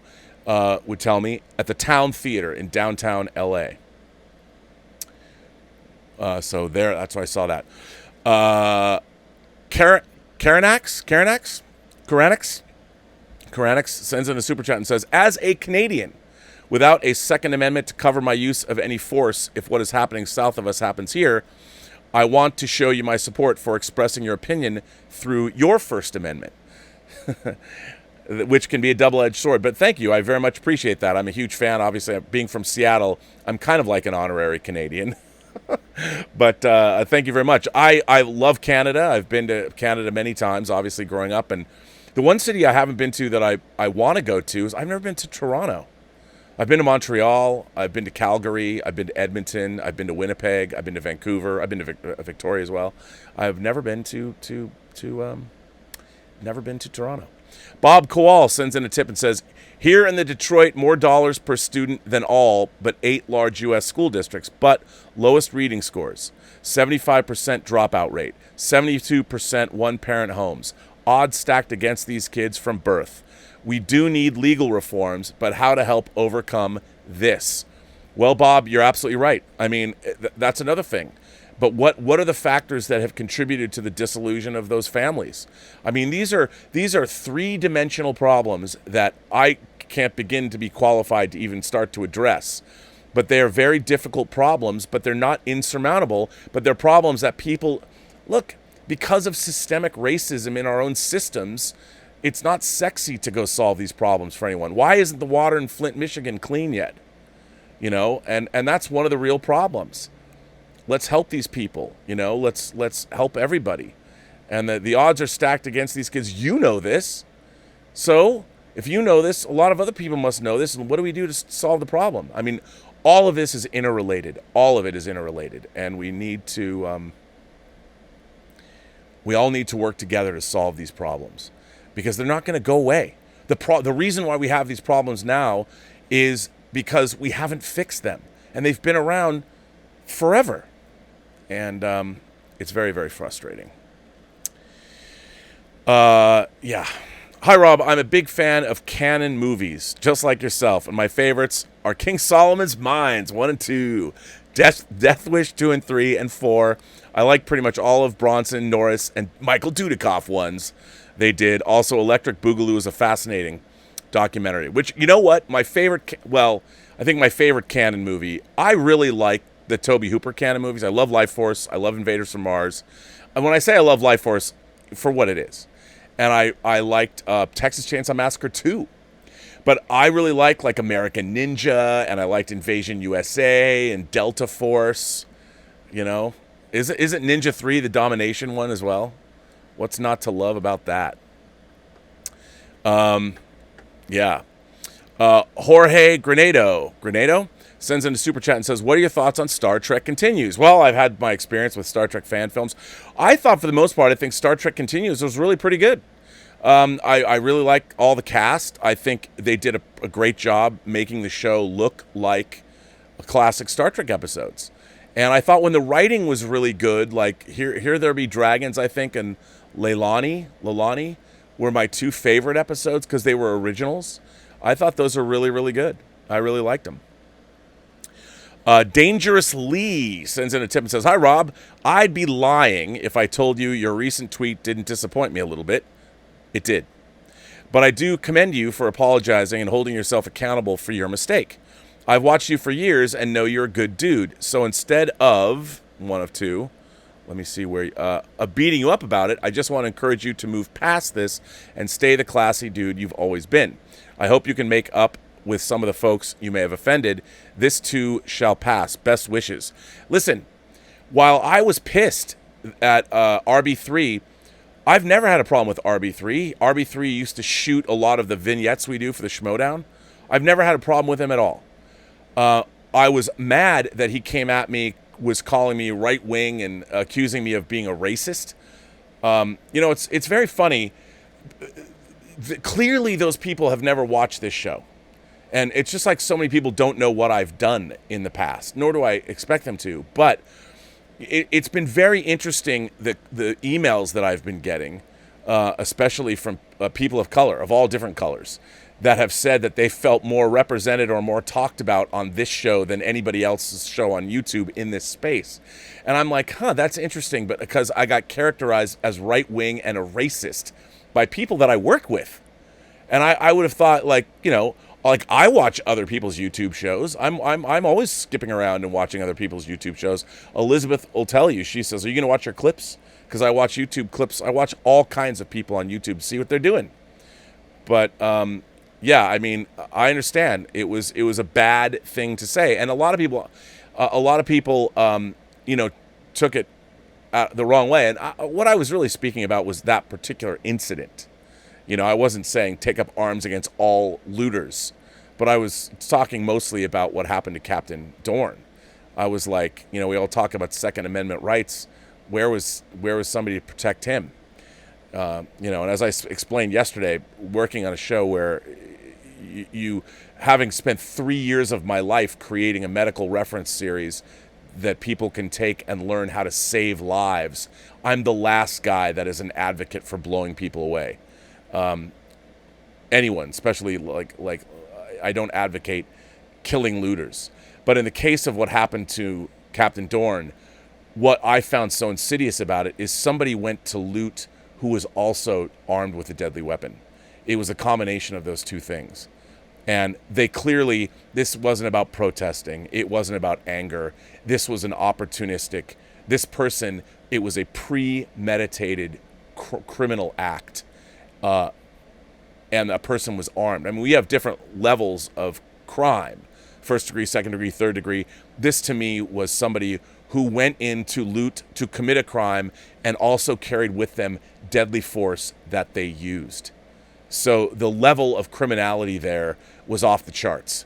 And that's what angered me the most. And I'll tell you, at that time, what I was thinking, I was like, with all of the people, with all of the guns in this country, there was no one there to protect a 77-year-old man who was trying to help his friend out. And that's what I was mad about. And that's what really made me angry. And the idea that, oh, yes, I believe all looters should be shot. Somebody who's carrying a firearm with them as they're looting, it's not just about looting. There's more going on there. So that's what made me angry. Ethan Holgate sends in a super chat and says, thoughts on Godzilla vs. Kong's PG rating? I didn't know if is that true? Did King Kong vs. Godzilla get a PG rating? I think that's what it should be. I mean, I don't think you can't make an R-rated Godzilla movie. I mean, you can, but come on, man. It's either kids or like people like myself who are arrested adolescents, my inner child. I think a PG-13 rating is pushing it, which means you're going to get some awesome monster action and urban destruction, which is, and again, when I say urban destruction, I mean on a monster level. You know, you want monsters stepping on buildings and things. And that's what I loved as a kid. I wasn't thinking about, oh, you don't want to advocate people getting hurt. Let me be clear. In the context of a Godzilla and King Kong movie, watching cities destroyed is part of the appeal of that franchise. And I don't really want cities destroyed, nor do I want people to get really hurt. But in the context of a Godzilla or a King Kong, a giant King Kong movie, that's what I want to see. And that's probably why I got a PG-13 rating, which leads me to believe it's probably going to be pretty good. Echo Base Network asks, has your view on 2A folks, Second Amendment folks, and guns changed? Would you ever consider owning a gun to protect yourself and your loved ones? So what happened to Mr. Dorn never happens to you or your loved ones? Yeah, I used to have a 9mm. I used to have a 9mm semi-automatic. I could take it all apart and put it back together in the pitch black. So I have been a gun owner in the past. Here's my thing about the Second Amendment. I just think we need to have tighter regulations on guns, just like we have. I don't understand why it took me 6 months in class to learn to drive a car, but firearms are much easier to get. I would take a 6-month firearms course. I mean, I was shooting guns at YMCA's Camp Orkyla when I was a little kid in Washington State. You would fire. You learned how to fire .22 caliber rifles and use bow and arrows. When I was a kid, like 8 years old, you were learning how to shoot, and they would teach you firearm safety and things like that. And if I had to go to a class, I think anybody who wants to own a firearm, if you're going to, obviously a country allows them, why not have a 6-month waiting period where you have to take a class and get certified? Look at how many things you have to get a license for in this country, or certification. I don't understand why there's pushback or resistance against that. That's what I believe in. I think if you're going to own a firearm, take a 6-month course, and also take crisis medicine, because, as Mike says, if you are around firearms, there's a better chance that you will in some point either be shot or know somebody who is shot because you're around firearms, and it's good to know how to care for people in that instance. So that's my thought about it all. Dangerous Lee sends in. I already read that. Echo Base continues on and says, the quartering covered your story today. It's a video you should check out. Also, have you spoke to Jeremy from Geeks and Gamers? I have not spoken to Jeremy from Geeks and Gamers lately. I did see a very nice tweet that he put out about this whole situation, and also, again, Jeremy from Geeks and Gamers, he flat out said, Jeremy said that he knows I hate Trump, but I know Jeremy is very pro-Trump, but was supportive of me. And here's the thing. Again, I went on Geeks and Gamers. I went on Jeremy's show. And we had a really great conversation. I mean, Jeremy is a huge geek. And look, if I don't go on other people's shows that might have diametrically opposed political views than I do, if I'm not willing to talk to people, and as I said, I'll talk to anybody, who am I? I mean, then I'm an incredible hypocrite. And I'll tell you something. You know, I might not always certainly agree with the politics of a number of people on YouTube, but as fans, people like Gary Beekler from Nerdrotic and Jeremy, you know, they have been nothing but nice to me.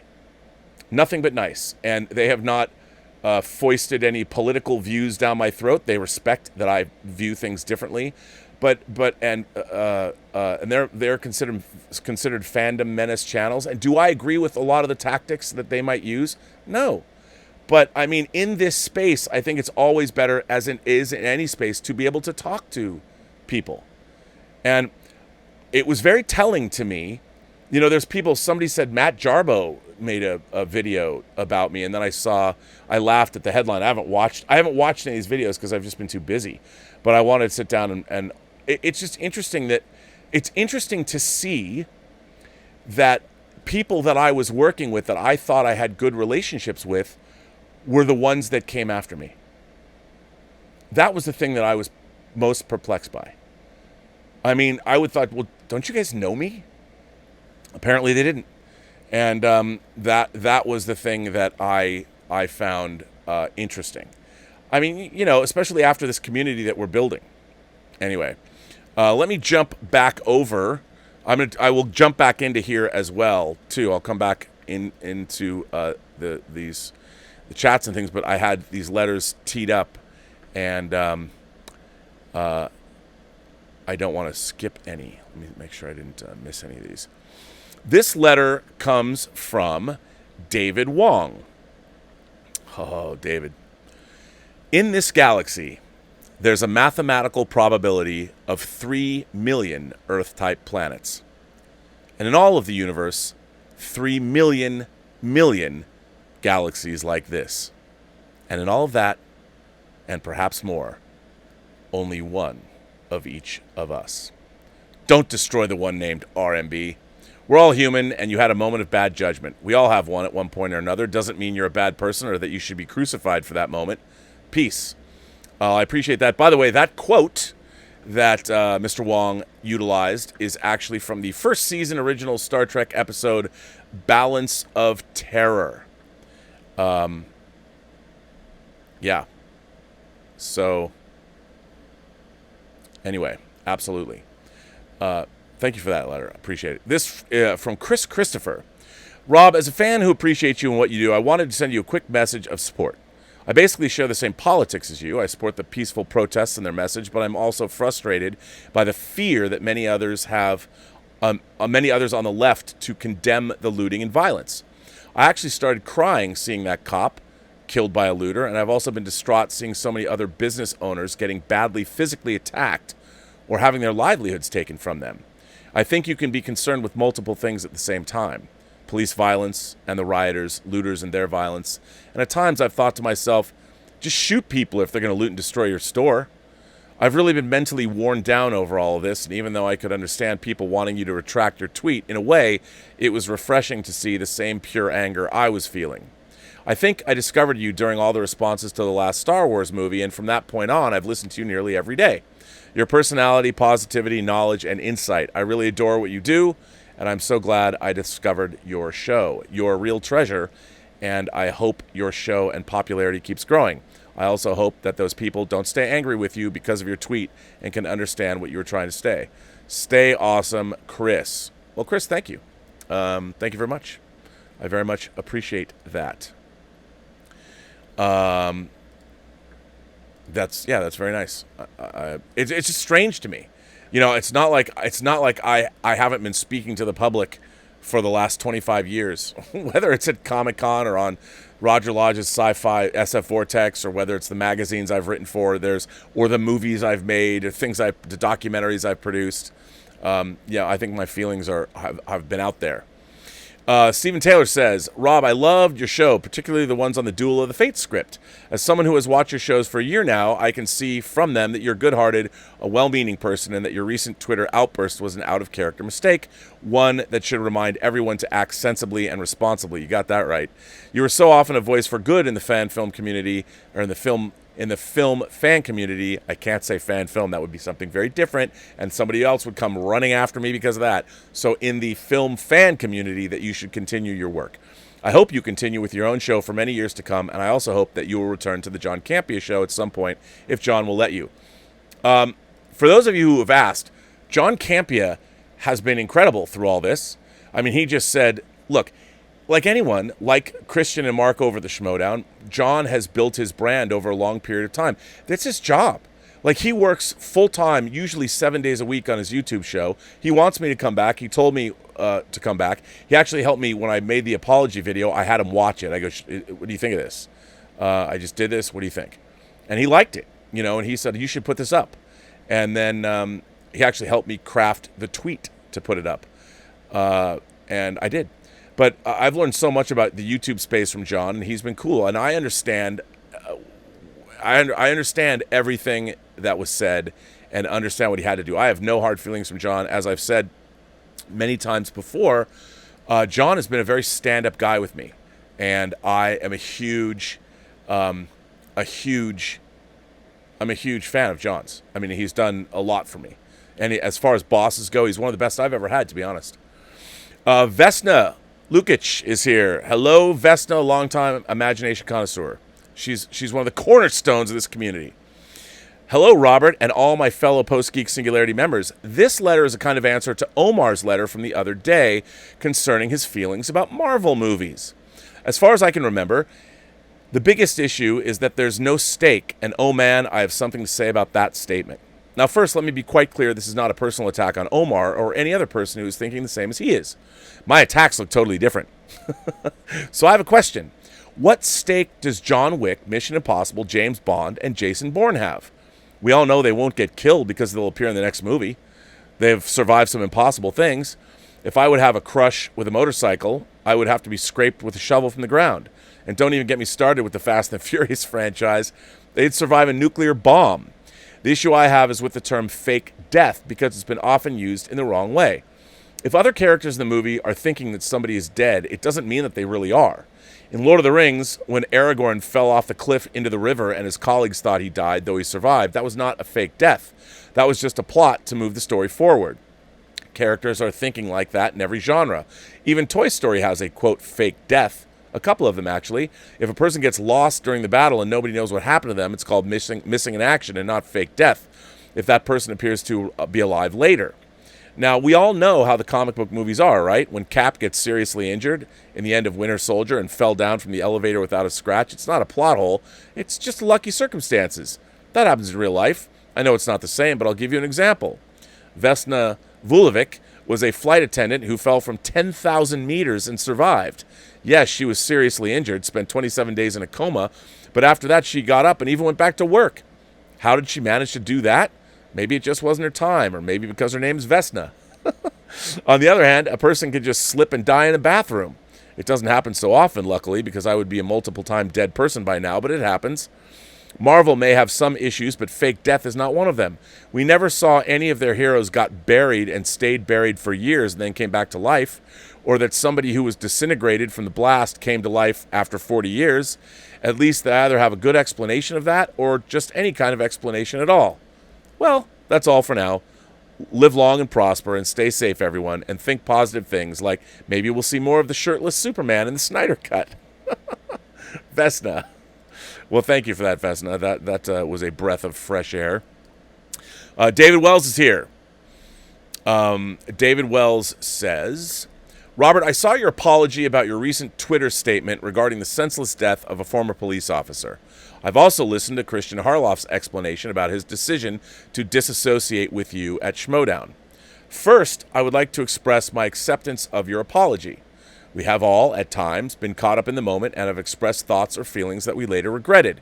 There's an overwhelming sense of dread and shame that creeps in once you've realized just how hurtful you've been, and I'm sure you're probably experiencing that now. That's actually a very good way to put it. You have my empathy as well as my forgiveness. I don't agree with the decision made by Christian and the powers that be at Schmo Down. I don't know everything that went to leading up to this decision, but I wish more time, restraint, and consideration was exercised before making a unilateral decision apparently based on a moment of weakness. No one is perfect, thank goodness. Lastly, I'd like to offer my perspective on the situation if I were to place myself in your position. I think that there is a greater responsibility required for those who enjoy the influence and accessibility that your platform provides. You nailed it, 100%. It's like Uncle Ben says, with great power comes greater responsibility. Your platform and relative celebrity is your superpower. Like Peter, sometimes you need to learn certain lessons the hard way. I agree with you 100%. That being said, there's no way to change the opinions of some people. Some people would rather blame and condemn rather than forgive and accept. All we can do is learn our lessons well, carry them forward on our journey to being the best we can be.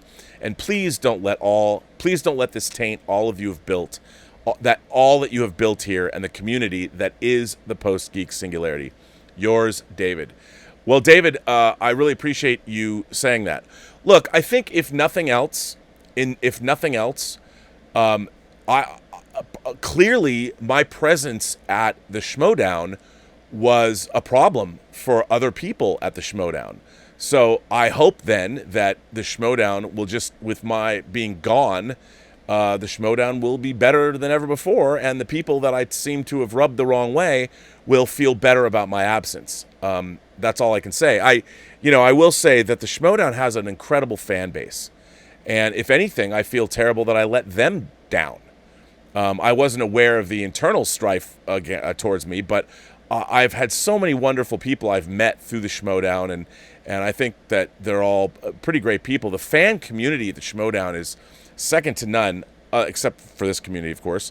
And I feel bad that a lot of those people I won't be interacting with anymore, and that's a bummer, because I think there's a lot of great people there, and I'm again sorry that happened. I'm sorry for them. I'm sorry to them that I did this, that I've created this situation. And again, whatever I can do. Akirian McNulty is here and says, I hope. Oh, okay. You can read this. Yes, I typed this out to post on Facebook and then stopped myself out of genuine terror of reprisal. Wow. Rather than any public posting, I thought at least Rob should read it. Love, respect, and support, Rob. Twitter is a hellscape. Liberal does not mean left wing. If someone misspeaks or has the wrong thought and may lose work or standing because of it, it's not noble, heroic, or the least bit classy to jump on the cancel culture bus, laughing and celebrating that this person is canceled or over. I've just witnessed someone I really admire get positively ambushed by friends, followers, and of course complete strangers who didn't take notice of him until they picked up that sweet scent of cancel culture and hungrily joined in on the pile-on. And all because he spoke angrily about a man's death. He had spoken on the subject with some, I suppose, reactionary eye for an eye style rhetoric which is totally out of character for him and isn't remotely close to representing the filthy monikers he got labeled with by the parading touchscreen warriors from their precious kingdom of canceldom. This person is prolific, smart, and beloved enough that their efforts will be in vain, but still, it is absolutely sickening to see. Speaking as someone who could honestly and unashamedly be described as radical left, I'm disturbed and annoyed that this cancel culture gobshittery gets seen as leftist. Pouncing on people for phrasing something poorly, berating people who don't sympathize in exactly the right way, labeling vulnerable lesbians and rape victims as TERFs because they're uncomfortable sharing their private female spaces with just about any loosely defined trans woman is all insane. It's not left-wing. It's getting angry about the color of curtains while someone pisses on your carpet. It's picking fights with the wrong people while your landlord, bank, and employer laugh their asses off and do real damage. And when I say the wrong people, I mean the people I've just seen attacked. Wrong. Fight. Guys, you're all nuts. Well, I appreciate that sentiment, Mr. McNulty. By the way, how cool is it you have a name from one of the characters of The Wire? Look, I honestly don't understand. The funny thing about it is, like, I've done everything I can to build a community online that everybody's welcome, and that we can have these discussions. I'm not going to be like, no one's ever sent me anything where I've said, fuck you, and I admit it. I said to RB3 when he called me, right wing or a racist or whatever, I was like, fuck you. Because at some point, it wasn't just the pile-on too. It was the thing that really bothered me the most is it was people I work with. And by the way, the same thing happened to me when John Schnepp died. I was not given the benefit of the doubt because someone else was doing something that was really sketchy. Really sketchy. And I pointed that out. And I was canceled there. So really interesting. But it's interesting, you have to watch out. Like, I don't understand it. I don't understand this idea that we live in. I mean, it's a new phenomenon with social media because it can be done. It can be done. But it's tough. It's tough. But ultimately, you just have to move on. And I think my work, judge me by my work. There's certainly a lot of it now. And lest we forget, on June 16th, you can get The Hills Run Red on Blu-ray for the very first time, a movie that I produced, that my company Ludovico Technique produced with Warner Premiere and Dark Castle Entertainment. So there you go. Judge me by my work, although, I don't know if this movie is going to do me any favors in terms of endearing me to people, but what can you do? This one comes from Hamilton Cox. Hamilton Cox says, "Hi, Rob. I just want to let you know I stand by you. We all have our pon farrs sometimes." I love it, Hamilton. You're the second person to bring up pon farr. I love when people use Star Trek references metaphorically. Thank you for that. That always puts a smile on my face. De blood fever. The plaque tau. So, yes, thank you for that. I appreciate that. This one comes from Adam Hamblett. Adam Hamblett says, "Dear Rob and family, I know that at this time you're getting many letters and comments about what has happened in the last 24 hours. After reading what you tweeted, I fully understand your reaction and the feeling that you have. I have spent most of my life being misunderstood and quoted as I have mild Asperger's. I've spent my whole life, I'm 40 in August this year, saying things the way I see it and how I'm feeling, and this has led to many people thinking that I'm rude and often being abusive. As my partner says, you have no talking filter. My first reaction to things are often unfiltered and pisses people off when 5 minutes later, I then know what I want to say in a way people can understand, and by this time, people are reacting to my first comments. I try and explain to some people that because I have some strong autistic traits, that often my first comments or actions are not how I truly feel and think. I just want you to know, from someone that has their Twitter account banned, lost friends because of some ill-timed comments and actions, you will be okay. As someone that has known you and your views in the vertical way for not the horizontal way, you're funny, for many years since you first appeared on Collider Heroes, I know what an honest, true, and loving human person you are. I often struggled to fit in, but the community that you and John Campea have created, I now fit into a community and friendships that are important to me. I've not always agreed with some of your views on Star Trek and other things. You're not the only one. I totally respect and honor your opinion. Both you and John have been such an important part of my healing after my father passed away in 2017. I'm sorry to hear that. Basically, what I'm trying to say is that we here are your friends and loved ones in the Post-Geek community, and we're here for you, like you have been here for me and many other people that you've welcomed into this world. Please do not let this blip stop you from being a small ray of light in a dark world. You're honest, passionate, and a wonderful man. I hope this has made some sense. Love, honor, and respect to you, Adam Hamblett." Well, I was getting all choked up there, Adam. I very much appreciate you saying that. That's very, very, very, very nice of you to say. It's funny. One of the things that I've learned doing these shows on YouTube that was unexpected. Obviously, I didn't do my own show. When Heroes, I was on for 3.5 years and would just show up. And then when John asked me to be on his show, and then we were doing Heroes, and then I went on to his daily show. I've received, we forget. Like, you just go on these shows, and I'm just talking to my computer screen. One of the things that I like is this interaction. That's the whole thing. And if there was a way, like, if we could do Zoom interaction and I could have people on live, but then, a lot of people don't want to do that. And I mean, I think it'd be cool, but it was really cool doing a Zoom party and seeing people face to face.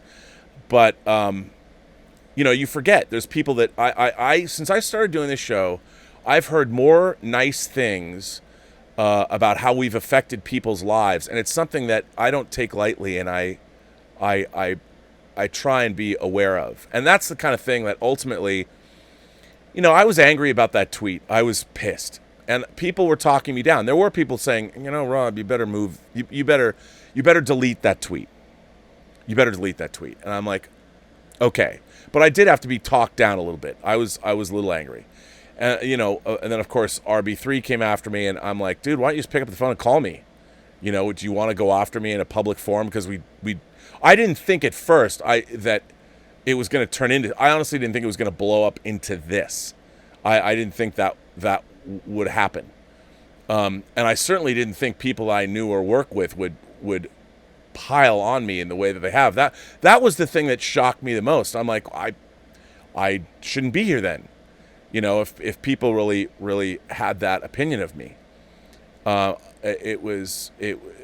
in a way, perhaps I think maybe as far as that's concerned, it was more illuminating all the way around. So you don't want to be someplace where you aren't wanted, and I think that's in a way. So maybe in the long run, I've helped people out, or something. So anyway, let's see. Let me go back to. I've got so many letters. I'm never going to be able to get through all these today because we have to do another show as well. But the letters, I will get through all what you have said. Let me go back to here. Let's see. Back to Throg Ireland sends in a tip and says, Rob, if I had a DeLorean time machine, I would go back and corrupt Kathy Ireland into a sex-crazed lover just for me at 15 years old. And I think that would work. DeLorean, Kathy Ireland, cocaine, me, roads. Where we're going, we don't need any roads. You know what, Throg? God love you, man. I think every 15-year-old boy would probably think the same thing. And kudos for your mention of Kathy Ireland. I mean, come on. T3 Media sent in a super chat. Hey, how you doing? I did see, I responded back to you.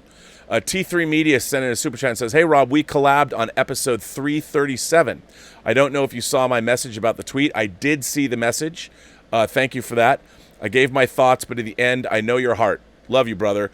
T3 Media, Medias, is from Texas. And I had done a story about how, something that as a producer never occurred to me. There was a story, and I did the lead, so this was episode 337 of Robservations.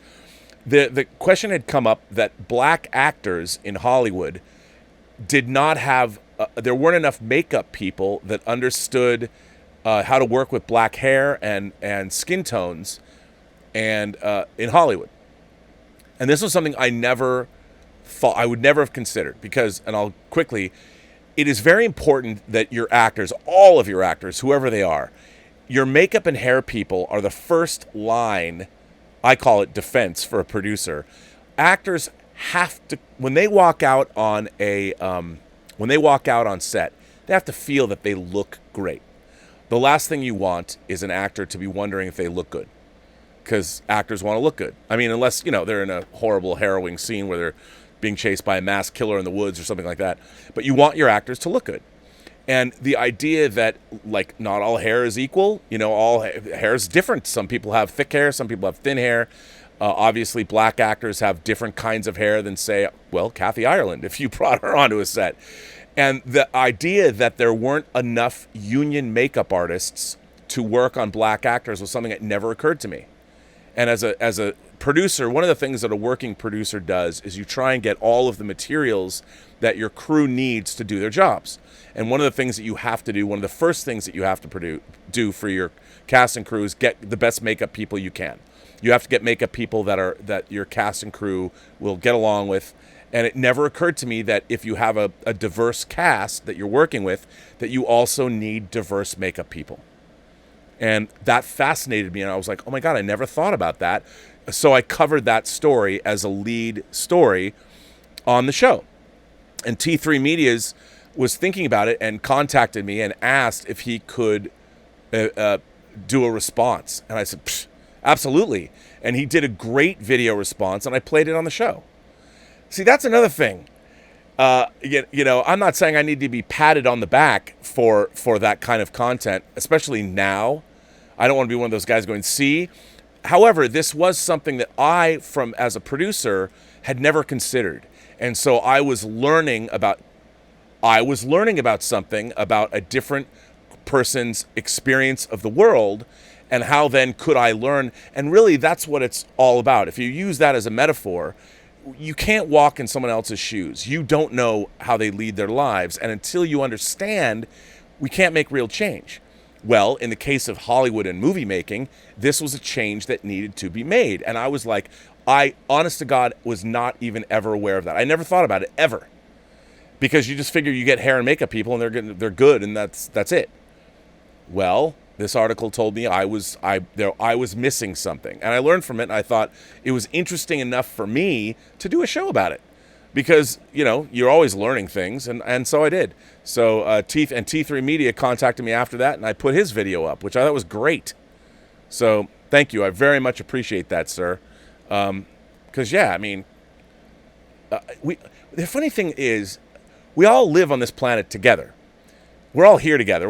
There's one closed biosphere. We're not going anytime. Even though Elon Musk plans for us to go to Mars, none of us are leaving this earthly plane anytime soon. We're going to be living here for a long time.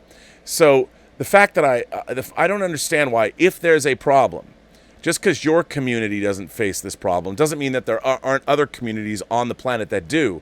And in helping those communities, you're really helping the rest of the planet. You're stabilizing every environment. So the idea that, you know, you don't have to make money off everything. Sometimes we should just help communities and help people because it's the right thing to do for them and their communities, which in the long run bolsters everybody. If everybody was living their best lives because they lived in places and communities that they felt safe in, if people were educated, if people were had stable family environments, if that's what they wanted to have, and they had stable work environments, education and healthcare, it would be to the benefit of all of us.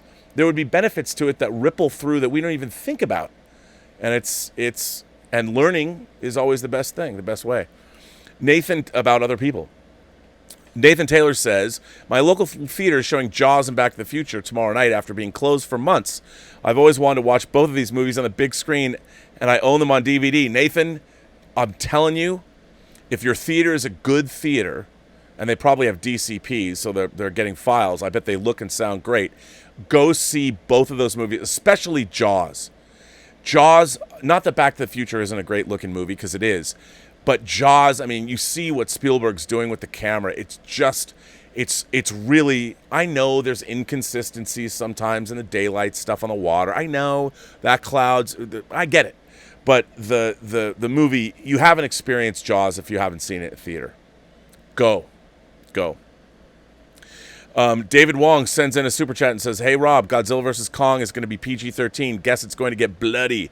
Kong ripping Godzilla's jaw open. Looking forward to the big matchup.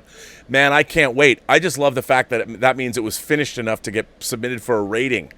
That's fantastic. I love it. I can't wait to see that movie, by the way. I don't care. I love Godzilla, King of the Monsters.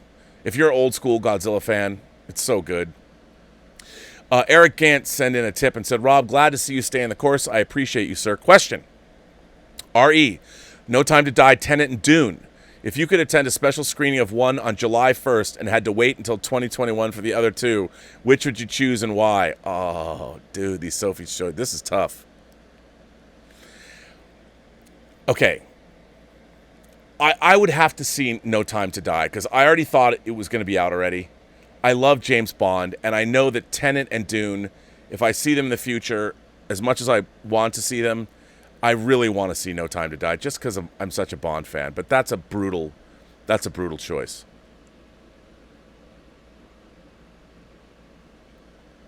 Fergal Kelly sends in a super chat and says, Rob, I always watch you, if not always live. I totally get you. R.E. looting, and it's theft, plain and simple, and murder is murder. Jeremy did a passionate video about you. Really? Jeremy from Geeks and Gamers. I have to say, you know who sent me a lovely letter? Jeremy Johns did. Again, Jeremy Johns, good kid from the Pacific Northwest, Seattle kid, Puyallup kid. Love Jeremy Johns, and he sent me the nicest letter. Also, Jeremy Johns is a passionate Hot Toys collector, as am I. So that was very, very, yeah. Stephen Foley says, hey, Rob, walk, don't run, see Officer Down. I've seen Officer Down. Schnepp told me about this one. Yes, that's based on a graphic novel, too. Yes, it is. I've seen Officer Down. You got to, it's pretty over the top, but it's fun. It's fun. Jason Bueno sent in a super chat and said, you know what I love? Red Dwarf. You never hear a lot of talk about it. The show's characters are quite hilarious and endearing, and I love the makeshift sci-fi set design. Are you a fan? Jason, I've only seen a very few episodes of Red Dwarf. I know they have the new season. It's something I've never caught up on, and I feel guilty because people are always asking me about it, and I have not checked. I have not caught up on it, and I need to. But I'm glad you like it, and I bet you're stoked that they made more. Eric Gant sends in a tip and says, regarding my earlier question, I'd pick Dune. The other films seem interesting, but space opera is my jam. I haven't anticipated a film this much since they announced the prequel trilogy back in the day. Eric, I can't wait to see Dune. I can't wait to see it. But, I know the story. I've read the books. I've read the screenplay, so I know what we're getting. I don't know anything about No Time to Die other than what we've seen, and it's Bond, and I can't wait to see it. Dan V says, I will say it's very interesting that the group going after you defended James Gunn with his pedophilia jokes from years in the past, but had a different perspective with you. Many of them were more upset with the riot in Joker than real-life ones. Yeah, it's interesting. And, with James Gunn, I know James Gunn. I was an associate producer of a movie that he wrote, that he starred in, called The Specials. And I've known James for 20 years. And, look, anyone who knows anything about James Gunn's work, especially what he did with Trauma, or do you know that he wrote a novel? Let's see. Can I reach it? Garten. I can't reach it from here. But James Gunn wrote a novel called The Toy Collector. It's some dark shit. And he's a great writer. And James has a dark, sardonic sense of humor. And the funny thing about you're going to dredge up tweets. What happens now is you don't have any context anymore. You can go back. Somebody threw a tweet at me the other day that I made about in 2016 when I was talking about radical Islam. Now, radical Islam, I was saying that, like with any religion, the radicalization of any religion is bad, and yet it also detracts from the religion as a whole. Well, this guy was then trying to equate Islam with race, and I'm like, and I came back at him. I said, "There's 45 Islamic countries around the globe." So, and he's saying my thoughts on radical Islam was white privilege, and I came back at him. I'm like, so he was like trying to bait me or get me in trouble, and I'm like, that's when I said there's 45 countries around the globe that are Islamic, as of 2017. And I'm like, what does race have to do with that? I just didn't understand. Being raised Jewish myself, the idea of racial profiling and all that, especially in terms of religion, gets a little weird. But yeah, it's like James, you got to have context. And if you know where James was coming from, James Gunn is a nice, kind, gentle soul. He's not a pedophile. He's not. And yet, people bring these tweets up and they're like, oh, see? Well, yes, I understand what it said. What's the context? Where did it come from? Why did he say it then? Dan V sends in a... Bob Korzak said, just supporting you, my friend. Well, thank you, Bob. Dan V goes on and says, that honestly remains baffling to me, where so many were fearful of Joker causing incel riots and were uncomfortable with the ending, but then preach no justice, no peace, and are fine with real-life ones that caused so much chaos. Yeah, Dan, I think, it's a very interesting situation. And I think until you're inside something or you've experienced it, one of the problems is that it's very easy to comment on something from the outside when you're not a part of it, when you're not... It's very interesting to be an idealist when you don't have to test those ideals in real-life situations. And I think, we all want to be good. We all want to do things, and we all want to think that we're good people. But it's hard. But yes, I agree with what you're saying. It's a very strange thing. Brandon Valenzuela sent in a super chat and said, I'm with you, Rob. I've unfollowed Schmo everything, and I hope you're back on Campia. He's on thin ice right now, so if you're not back on, I'm unfollowing him. That's just how I feel. Well, Brandon, I would never tell you how to feel, but I can say that John has been very good to me.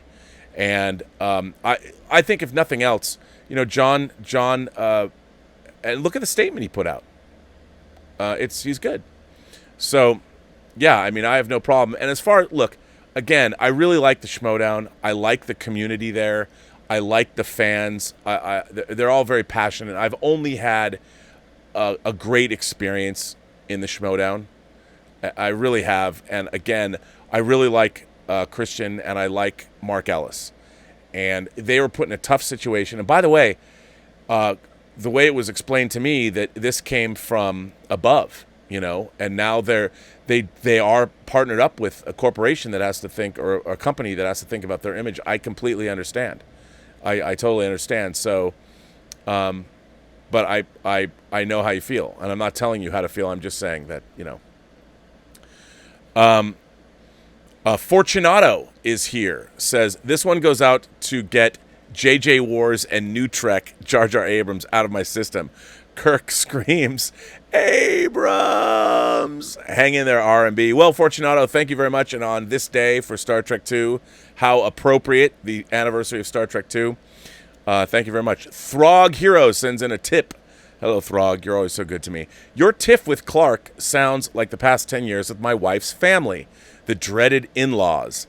I love my wife's mom and her dad, who's since passed, but that's immediate family, bro, and sis too. The rest, though, I hope for GPS failure daily. That's hilarious. Yeah, I didn't. Well, I knew. I didn't know. Look, I didn't know Clark. I pissed her off. She reported me. I was talked to. I apologized. I explained to you. I read you the entire exchange, and I have it. But I thought it was done. Clearly, it wasn't. And I apologize. I apologized to that for her that she's that never went away. So, Echo Based Network sends in a super chat and says, do you find it strange that you seem to be getting more support from people that disagree with you politically more than from people that agree with you? Well, you know what, Echo Base? I'll tell you something. The people that have supported me, especially coming from the Fandom Menace, I've always been friendly with them. And I've flat out said, I like their channels. I like watching those channels. And, people are what I don't understand is somebody might say something that's pretty incendiary, or they might say something that I don't agree with, like, fuck, that was a little harsh. They might say that shit, but that doesn't mean that, okay, so-and-so said this about this one thing. I'm not going to brand somebody. I'm not going to paint them or tar and feather them because they said one thing I don't agree with or think is pretty outlandish. There are people now that I'm sure somebody's going to one day, I would not be surprised if somebody, I swear to God, it is no secret that I'm a huge Stanley Kubrick fan, all right? And one of my favorite movies is A Clockwork Orange. There's Alex. There's Herman Mechanic's, here's Herman McCank's rocking machine that was in the movie.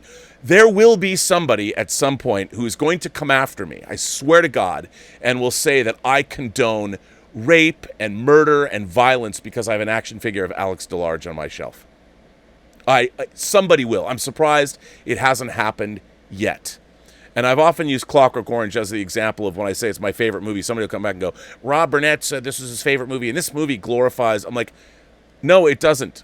The movie is the movie. The movie A Clockwork Orange is about free will and the importance of humanity and a human being having the ability to choose. Even if it is more important that a man or a woman, that a human being has the ability to choose between right or wrong, even if he chooses or she chooses wrong, than it is to be brainwashed and stripped of that ability to choose. And that's what the movie's about. And that's why, that figure, I love Clockwork Orange. I love its message. I love, the science fiction dystopian nature of it. But somebody will do that. But back to what you're saying, I think that even though the thing is, I might disagree with Jeremy politically, but we can still go and be fans and talk about things because people are nuanced. You can't say that because somebody thinks one thing that's who they are. They've made this, listen, one tweet swept away the last 30 years of my entire life. All the movies I've worked on, all the documentaries I've worked on. Nobody cares I spent years working on Lord of the Rings or X-Men or Superman Returns, or I made Free Enterprise with Eric McCormack and William Shatner, or I produced The Hills Run Red, or produced the Agent Cody Banks movies, or wrote for Sci-Fi Universe, or used to appear on SF Vortex, or I'm currently working on a Netflix show, or made Crisis Medicine. All of that work, certain people swept my entire life away because of one tweet. That's the world that we live in. Now, I think that that's wrong, and I will continue to soldier on and do the show. But yes, this is the problem, and yet, isn't it interesting that there were people that came out and supported me? Look, I've been nothing but respectful to other people in my other fellow YouTubers. And I've sung their praises, I've talked about them, and we have good relationships.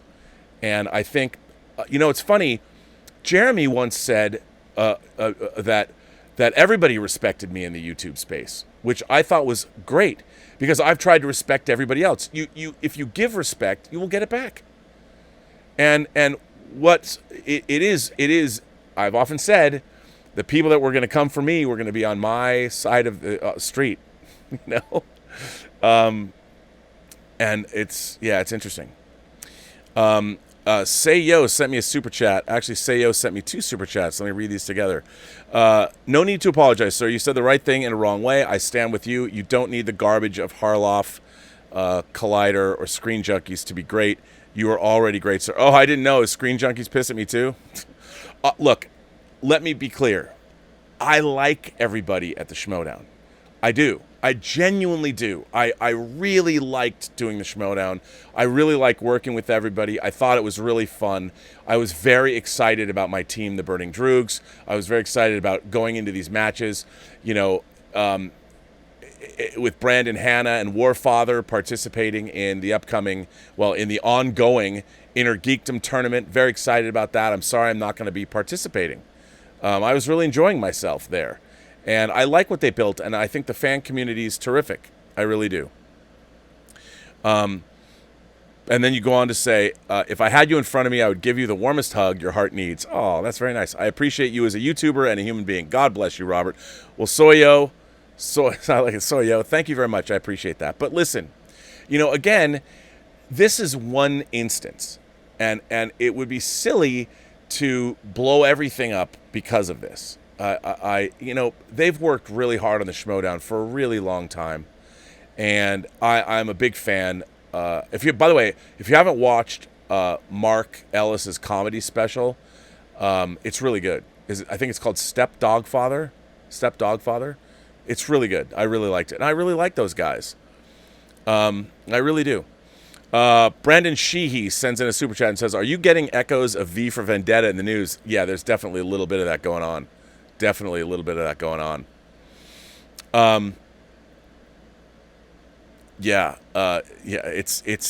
weird. Remember the 5th of November, the gunpowder treason and plot. Yeah, it's a little scary. I love V for Vendetta. I love the comic. I really like the movie, actually. Calvin Bowes is here and says, "Here's a question I have been wondering, and I ask and I ask to understand, and I ask you because you're Jewish. Why, whenever they make a film about Jesus, do the films every time get labeled anti-Semitic? You're probably thinking a movie like Passion of the Christ. I think it's a difficult issue. I don't understand. I really don't. I don't get it. I mean, it's not. I've never really understood. Like, I have a problem. I don't understand. If you travel, you meet people of all shapes, sizes, colors, creeds when you travel around the world, and I've never understood hating a certain group of people, because it really depends.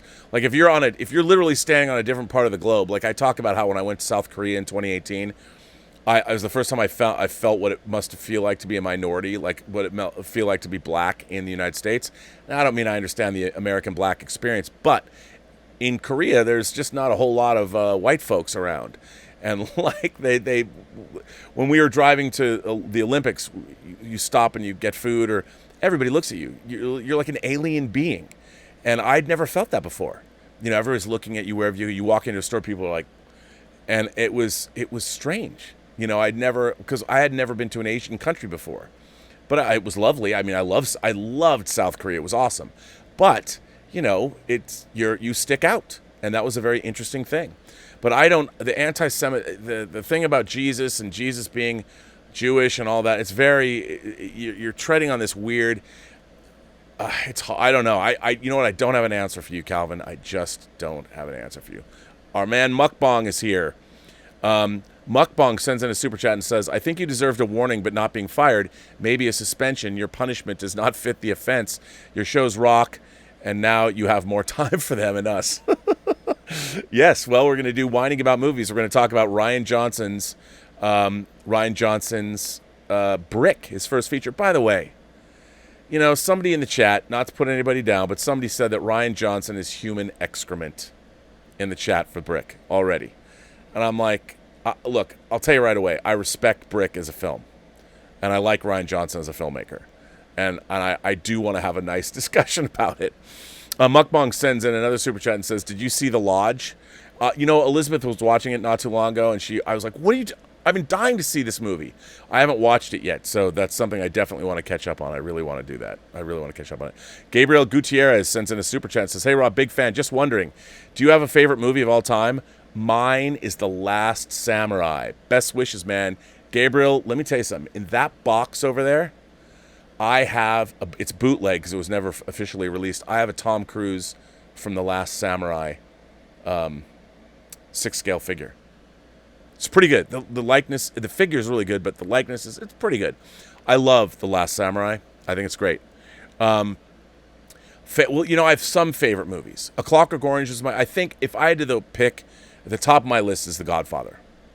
I mean, I think of The Godfather and Godfather Part 2 is one movie, but it would be The Godfather. And then, right up there is like Clockwork Orange and all of Kubrick's oeuvre. I'd put it number 2, but The Godfather. Alexander Wilson says, I'm a loyal fan with all the super chats. Your tweets automatically reminded me of Ahmaud Arbery when he was shot to death because he looked like a suspect. That was a shot to kill for supposedly protecting property. You know what, Alexander? I talked about that video on the show. You know what? I didn't think that I could be more disturbed by something. And then a week later, Minneapolis, I have to watch a man being 9 minutes, a police officer. Yeah, I mean, I've been talking a lot about this. These three, it wasn't just these 3 films. I mean, the guy was jogging. And by the way, there are more details coming out about the Arbery thing, which just makes it worse. And you know what else? Like, there's this surveillance video where he went into this house being under construction. When I was a kid, the greatest thing in the world was going into houses that were under construction. I lived in a neighborhood where there were a lot of houses being built. There was no better place to play. It was fascinating going into houses that are still under construction. I bet that dude went in there, and he went in to see, because it's irresistible to go into a house that's being built. because you don't ever get to see it, and it goes in the neighborhood, and you're like, wow, they haven't put up the wall. Like, I used to like climbing up the chimney, the lattice, the frame of the chimney. I love that. You could climb up to the second story. I'm sure that we probably broke shit that the construction teams would get furious about, but it wasn't like he stole anything. And even if he did, who's rolling around going after dudes with guns like that? I mean, look, I was talking about a looter that came into loot that had a firearm. You know, that somebody that was that means that person was there to do evil. And I'm not saying that all looters need to be killed, but in the instance of you know, 77-year-old Captain Dorn, it freaked me out. And that was the third thing that freaked me out. It's 3 videos in a row. And those are the ones that we saw. But yeah, but I understand where you're coming from. Yeah, he looked like he didn't do anything. He looked like a suspect. He's running on the street. Did he have anything in his hands? That guy was straight up executed. Just executed. It was terrible. And the details coming out are even worse. JPR PH1. I don't know I want to know how to pronounce that. How do I say that? I'll just say that. Hail, Rob. Respect and support. Hail, Nerdrotic too. I love Gary Beekler. I love watching Gary's channel because I constantly am picking out new action figures on his wall. And, you know, again, if Gary Beekler says something that you don't agree with, he might say something you'll agree with in the next video. I really appreciate his passionate support of the comic book industry, which has been shooting itself in the foot and hasn't done itself any favors. I mean, Gary Beekler loves comics. He had a comic book store for 10 years? He's talking about getting a comic book store again. And I think, you know, he's passionate about that subject. I love watching him talk about that. And I love Gary, you know.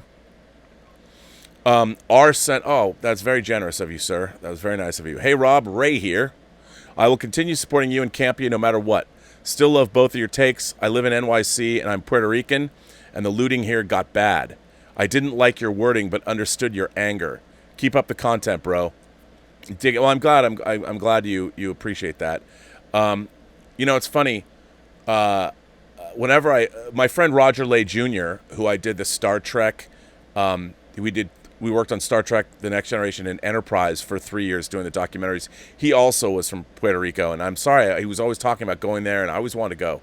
I've wanted to go to Puerto Rico since I was a little kid and saw Rita Moreno and West Side Story for the first time. I'm like, I don't understand why the Sharks. Why do the Jets have a problem with the Sharks? I mean, come on, man. You know what I'm saying? You've got Rita Moreno. Wow. Rita Moreno and West Side Story, definitely a pivotal, formative female presence in my life, let me tell you. I've always wanted to go there, though. But thank you for that. That was very generous chat. Thank you for supporting the channel the way you have. Dan V says, I was not attempting to claim that James Gunn is a bad man. Oh, I know. I know where he comes from with his prior work. I was not happy when he was originally fired, especially with who went after him. But defending him and then attempting to cancel you was odd. Yeah, no, I know. But, you know, James Gunn is when you've made something beloved, I understand, like Guardians of the Galaxy, and I get that.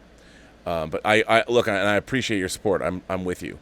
Dan also goes on and says, I live in Minnesota, and I know of multiple small businesses that didn't have insurance, which ruins livelihood. There's a difference between rioting and protesting. McGizzy is a nonprofit organization combating racism, and it was burned to the ground, and it employs youths. Yeah, I've heard that. Maybe you told me about that. It's terrible. It's just terrible. Look, I saw the same thing when I was here in 92 in the LA riots. People were burning down their own neighborhoods. It's like, what is the point of that?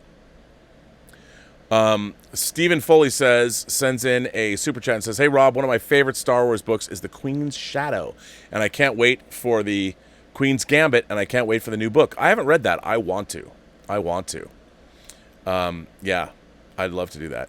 Alexander says, I'll read that if you like it. Alexander goes on to say, Dylan Roof was convicted of murdering 9 black people at their church service in South Carolina. The cops took him to Burger King. Would that happen to a black person? Oh, man. Or would the cops open immediate fire on him? Black people live in fear of cops pulling guns out. Oh, I know. That whole situation. I mean, as I've been saying, there has never been racial equality in this country, not even close. And this idea of like, no, yes, there is. No, there never has been. And Alexander, you're absolutely right. That is you're bringing up the exact root core of this whole problem. Everything you're saying is absolutely correct. And traffic stops. I mean, I don't have to tell you. Oh, if I get pulled over, I don't have to worry. I mean, I did go to jail, but I don't have to worry about losing my life. A black man or a black woman gets stopped. A younger driver. When I was 16, I never worried about getting pulled over by the police, except I'd get in trouble. If you're a 16-year-old black man and you get pulled over by the cops, and this is the problem. This is what people are fighting. Until that goes away, I mean, there will be no justice. And ultimately, without justice, there can't be peace. So, I am right there with you. Loquacious Primate sends in a super chat and says, "Hey, Rob, want to show my support? Thank you. Cancel culture is brutal. I don't think apology to the mob was needed, but that you tried shows you're a caring soul." Let me say something about that apology. People have said you didn't. I needed to apologize because what I said was being misconstrued. 1, 2, I didn't mean to hurt anyone, and especially from this community or any other community.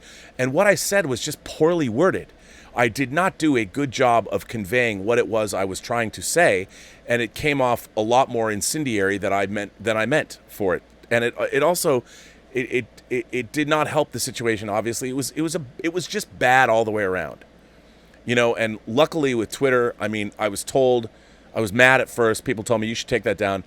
I did take it down, and then of course it was screen capped and shared further, which is something else which I've found really interesting. Especially people reached out to me and said, "Rob, calm down. You might want to take the tweet down." And I did that. Like, people came to me and I'm like, "Okay." And then people I work with screen capped it and kept those the flames going.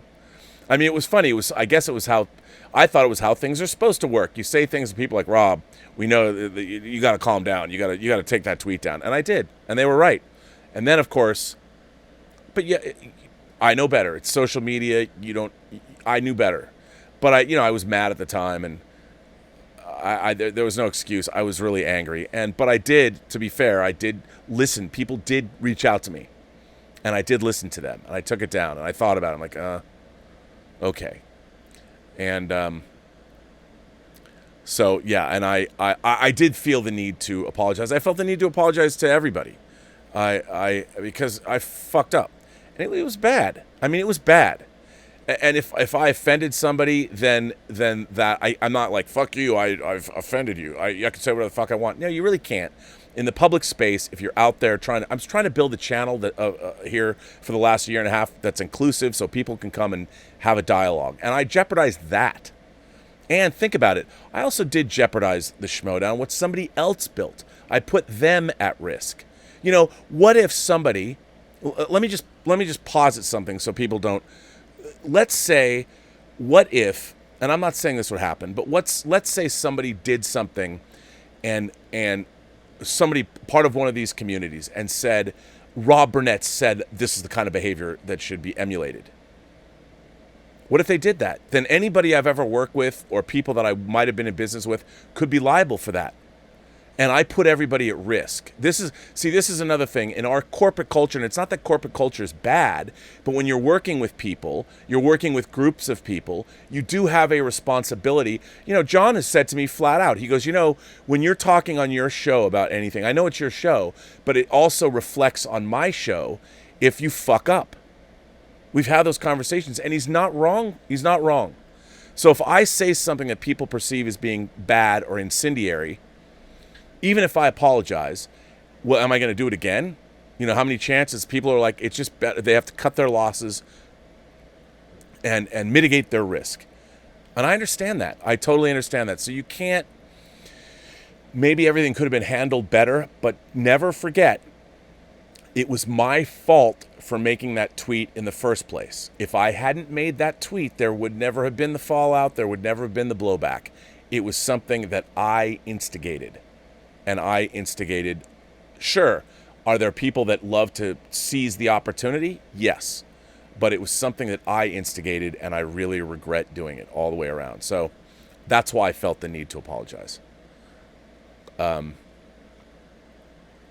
But thank you. Mukbang goes on and says, I love that episode you did about makeup artists and hairstylists' approach to black hair. It was an amazing piece, and you opened our eyes. Well, thanks, Mukbang. I mean, that was the point of doing it. The thing was, it like the show says, Robservations, it opened my eyes. I was like, that's fascinating. It was something that literally never occurred to me. And I've worked in the entertainment business. And the first movie I worked on was in 1989.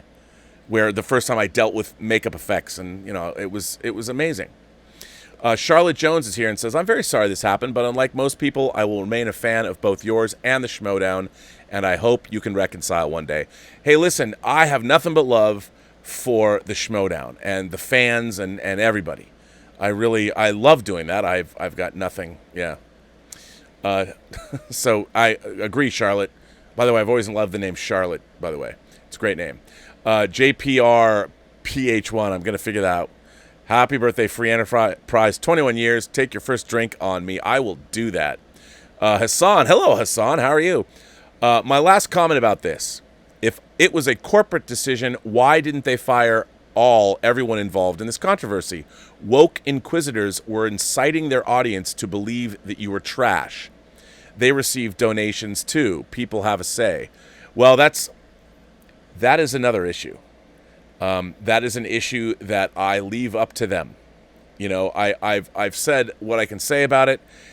It was just I think you're 100% right, and it's something that is beyond my pay grade. I can say that certainly didn't. I mean, I made a bad tweet. All I can do is own it, apologize for it, and try and make people understand where I was coming from. But beyond that, but it also shows, again, though, I did make the tweet. I did set, if you push a boulder down a hill, it can start an avalanche. Now, you might not have wanted to start an avalanche, but when the town that's at the bottom of that hill gets wiped off the map because of the avalanche, remember, the avalanche wouldn't have happened had you not rolled the initial boulder down the hill. So that's why in the social media space, you have a responsibility, not just to yourself, but to the community at large. And I failed in that responsibility. And for that, I am truly sorry. So, oh my God, Drew Douglas sends in a super chat and says, with episode 42 of Elizaviews coming up, will you be showing the Ace Hitchhiker's Guide to the Galaxy? That's a great idea. I just don't love that movie, but it's a great idea. I love The Hitchhiker's Guide to the Galaxy. I just don't love the film, though. That's a good idea, though. I've never understood why people use box office numbers as a measure of a movie's quality. As far as I know, I have to pay before I even know if it's a movie I'm going to like or not. So whether I like it or not, my money is there.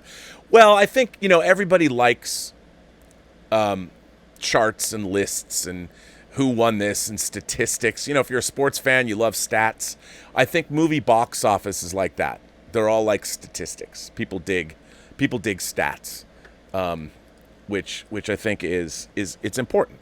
Stats are fun, and it's a way like what. Oh, I didn't realize. So for me, big numbers only means a lot of people went to watch the movie, not that it's any good. Well, I think that's true, but I do think that big box office does correlate to the quality of a movie a lot of the time. Not every time, but a lot of the time. Mark C is here, and Mark C says, I've had V for Vendetta vibes since the pandemic started. Why did we need to get the world back going before some are ready? Watch the news. We created a powder keg and the cop lit the fuse. A number of things. Look, it wasn't just, it's absolutely. It was bad. I agree with you. I think we should have come out of this. There's so many things. It should have been a gradual escalation, and we didn't do that. We went full bore, and I think you're absolutely right about that. Throgley Kubrick sends in a tip and said, my favorite Kubrick is Eyes Wide Shut. All right. A film that is too sexy for my adult mind, they told me. Never mind that, since Taxi Driver, underage sex, prostitution, or sold into sex slavedom have been consistent. Hypocrisy much? You're right about that, too. Yeah, it's Eyes Wide Shut. I'm glad you like Eyes Wide Shut, though. I think Eyes Wide Shut is ripe for rediscovery for people. Eric DeRiggi has a question. He says, hey, Rob, maybe you can answer this. Why does Transformers have more legs as a toy or show than G.I. Joe? I'm 41 and my son is 6. His generation has no Joe team. Well, I think that I think when you're a kid, there are, like G.I. Joe's, it's a different time. You're dealing with human beings in wartime situations. Vehicles are cool, but there's something about, I think there's something that taps into the childlike sense of wonder of Transformers, robots that can turn into something else. I think there's something just more appealing, whereas, kids are looking at adults all the time, and I think that G.I. Joes have been replaced by video games. Kids can play Call of Duty and things like that, whereas Transformers, you can actually turn something into something else, and I think that that's a theory. So we'll see. Alexander sent a tip in and goes on and says, no Quinn Snyder interview. I am working on that, Alexander. My connection to Quinn, because I don't even know where he lives other than Utah. My connection to him, one of his very, very best friends, who we all went to high school together, was in the hospital, had surgery. So I haven't hit him up yet, but the inquiry has been made. No Quinn Snyder interview. I had so many questions ready to go. He was instrumental in the career of Grant Hill, who hinted that he's a better coach than Coach K. Also, he has a really good Jazz team that I enjoy to watch. Well, dude, I was going to contact you and get those questions because I want to send that.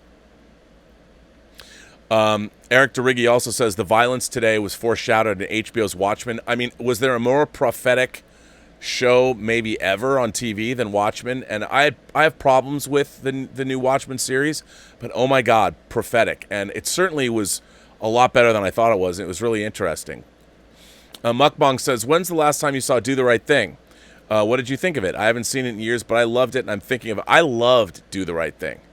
I love Do the Right Thing. I've always loved it. I have the Blu-ray, and but I haven't watched it in a while. That'd be a good one to watch. Maybe too close to home, but a good one to watch. Stephen Foley sends in a super chat and says, I think you and John talked about this, but have you seen The Girl with All the Gifts? This movie, in my opinion, transcended the genre. I love The Girl with All the Gifts. I own The Girl with All the Gifts on Blu-ray. The Girl with All the Gifts is, you would say on the surface, a zombie movie, but it's a different kind of zombie situation. And when I first put it on, I was so intrigued. If you guys haven't seen The Girl with All the Gifts and you like horror films and you like the zombie genre, it's a different take on it. I guarantee you'll love it. It's great. The Girl with All the Gifts, and also if you haven't seen the Japanese film One Cut of the Dead, I think it comes out on Blu-ray domestically here. Check that out. It's really, really good. Dan's back and he says, I will say as a big JSA fan, which I know you are too. Yes, you're right behind me. The first 3 episodes of Stargirl are really good. I've heard that. The third one was great. I bought the JSA Returns graphic novel. It was missing from my collection with JSA runs. It is worth watching. You know what? Everyone's told me that. I'm totally going to watch that. I can't wait to watch Stargirl. Dan V says, now I just want the JSA run with Mike Paradek's art collected since it's so good, and it's sad that he died so young. I know. His work on the Batman Adventures comic was also great, and I'm glad it's good with Johns putting his heart and soul into Stargirl. Yeah, Jeff Johns, that's his show. Obviously, I've got in the back, you can see here that I need the third one though. There's a third one. I don't have the third JSA Omnibus. I need to get it. Yeah, it's great. Koba, our favorite simian, sends in a chat and says, the problem I feel is people are not willing to forgive others for their mistakes anymore. You made a mistake and apologized. I did make a mistake and I apologized. In the social media space, it's a little different, but yes. Alvaro Bazan sends in a super chat and says, the DP on the Before Sunrise, Fran, is so underrated. Is that trilogy? I love Before Sunrise. I love those movies. Love them. I said all 3 of them. The Before trilogy. I have this Criterion box set. Chuck Philpott is back, and he sends in a super chat and says, keep up the great work, Rob. You're always a big part of my day. Well, thank you, Chuck. I appreciate that, and I appreciate your ongoing support. Plus, I love saying Philpott. I think Philpott is it's like an onomatopoeia when a word sounds like it is. Philpott is just kind of, it puts a smile in your mouth when you say it. So thank you. Alexander Wilson says, Colin Kaepernick took a knee, a silent protest to protest police brutality. He was banned from the one thing his skill set is best in. Also, I was surprised how a lot of people said Watchmen was racist. I'm like, how? Yeah, I don't understand that at all. I mean, Watchmen deals head on with the very things that we're talking about right now. I don't think it is. Well, everybody, I'm going to bring an end to another chat. My moderator's like, shut up. Shut up. I want to thank you all for being here. I want to thank you for supporting the channel. We will be back at 7 o'clock. We've been gone for a while, but Elizabeth, Gwendolyn Bell, and I are coming back in 2 hours to talk about Rian Johnson's debut feature film, Brick, a very interesting indie film if you have not seen it. We will be back. We're going to check it out. We are going to check it out. We're going to drink a bottle of wine and talk about it with you. I want to thank everybody for supporting the channel. I want to thank everybody for being here. It's been a very interesting time. I want to thank everybody. I've got a ton more letters to read, so tomorrow might be another bunch of letters. I got through a fraction of them, and all of this support on the channel is overwhelming. So I can't. Sorry, I'm just clicking here. I can't thank everybody enough. I'll be back tomorrow. I won't be on the John Campea show, but I will be back tomorrow, and for another episode of Robservations. It'll be interesting to see how all of this is shaking out. So, yeah. But anyway, I want to thank you all very much, and I want to thank my moderating staff. I want to thank Mike Bodden, whose wife, by the way, recovered well from surgery that she was having. I want to thank Detective Jim Boyers and his wife Heidi. I want to thank Greg Smith.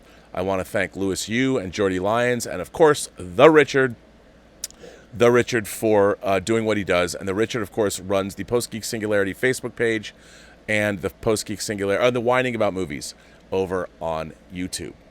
And again, thank you for all of the enormous support that you've given this channel and me. I've frankly been quite touched by all of it. It's been a crazy time. Crazy time, but I thank you all for helping me through all of this. And I, again, appreciate the dialogue. You know, we can talk about anything. Send me letters. You want to take me to task? You want to burn me at the stake? Do so, but do so here. We'll do so with this forum, and we'll do it together. We can all learn something. And with that, I'm going to sign off of Robservations, episode 433, the show about something. And remember, every person you meet has a story to tell that you have yet to hear. And all you have to do is listen. And with that, I would tell everybody, especially now, to have a better day. And thanks very much.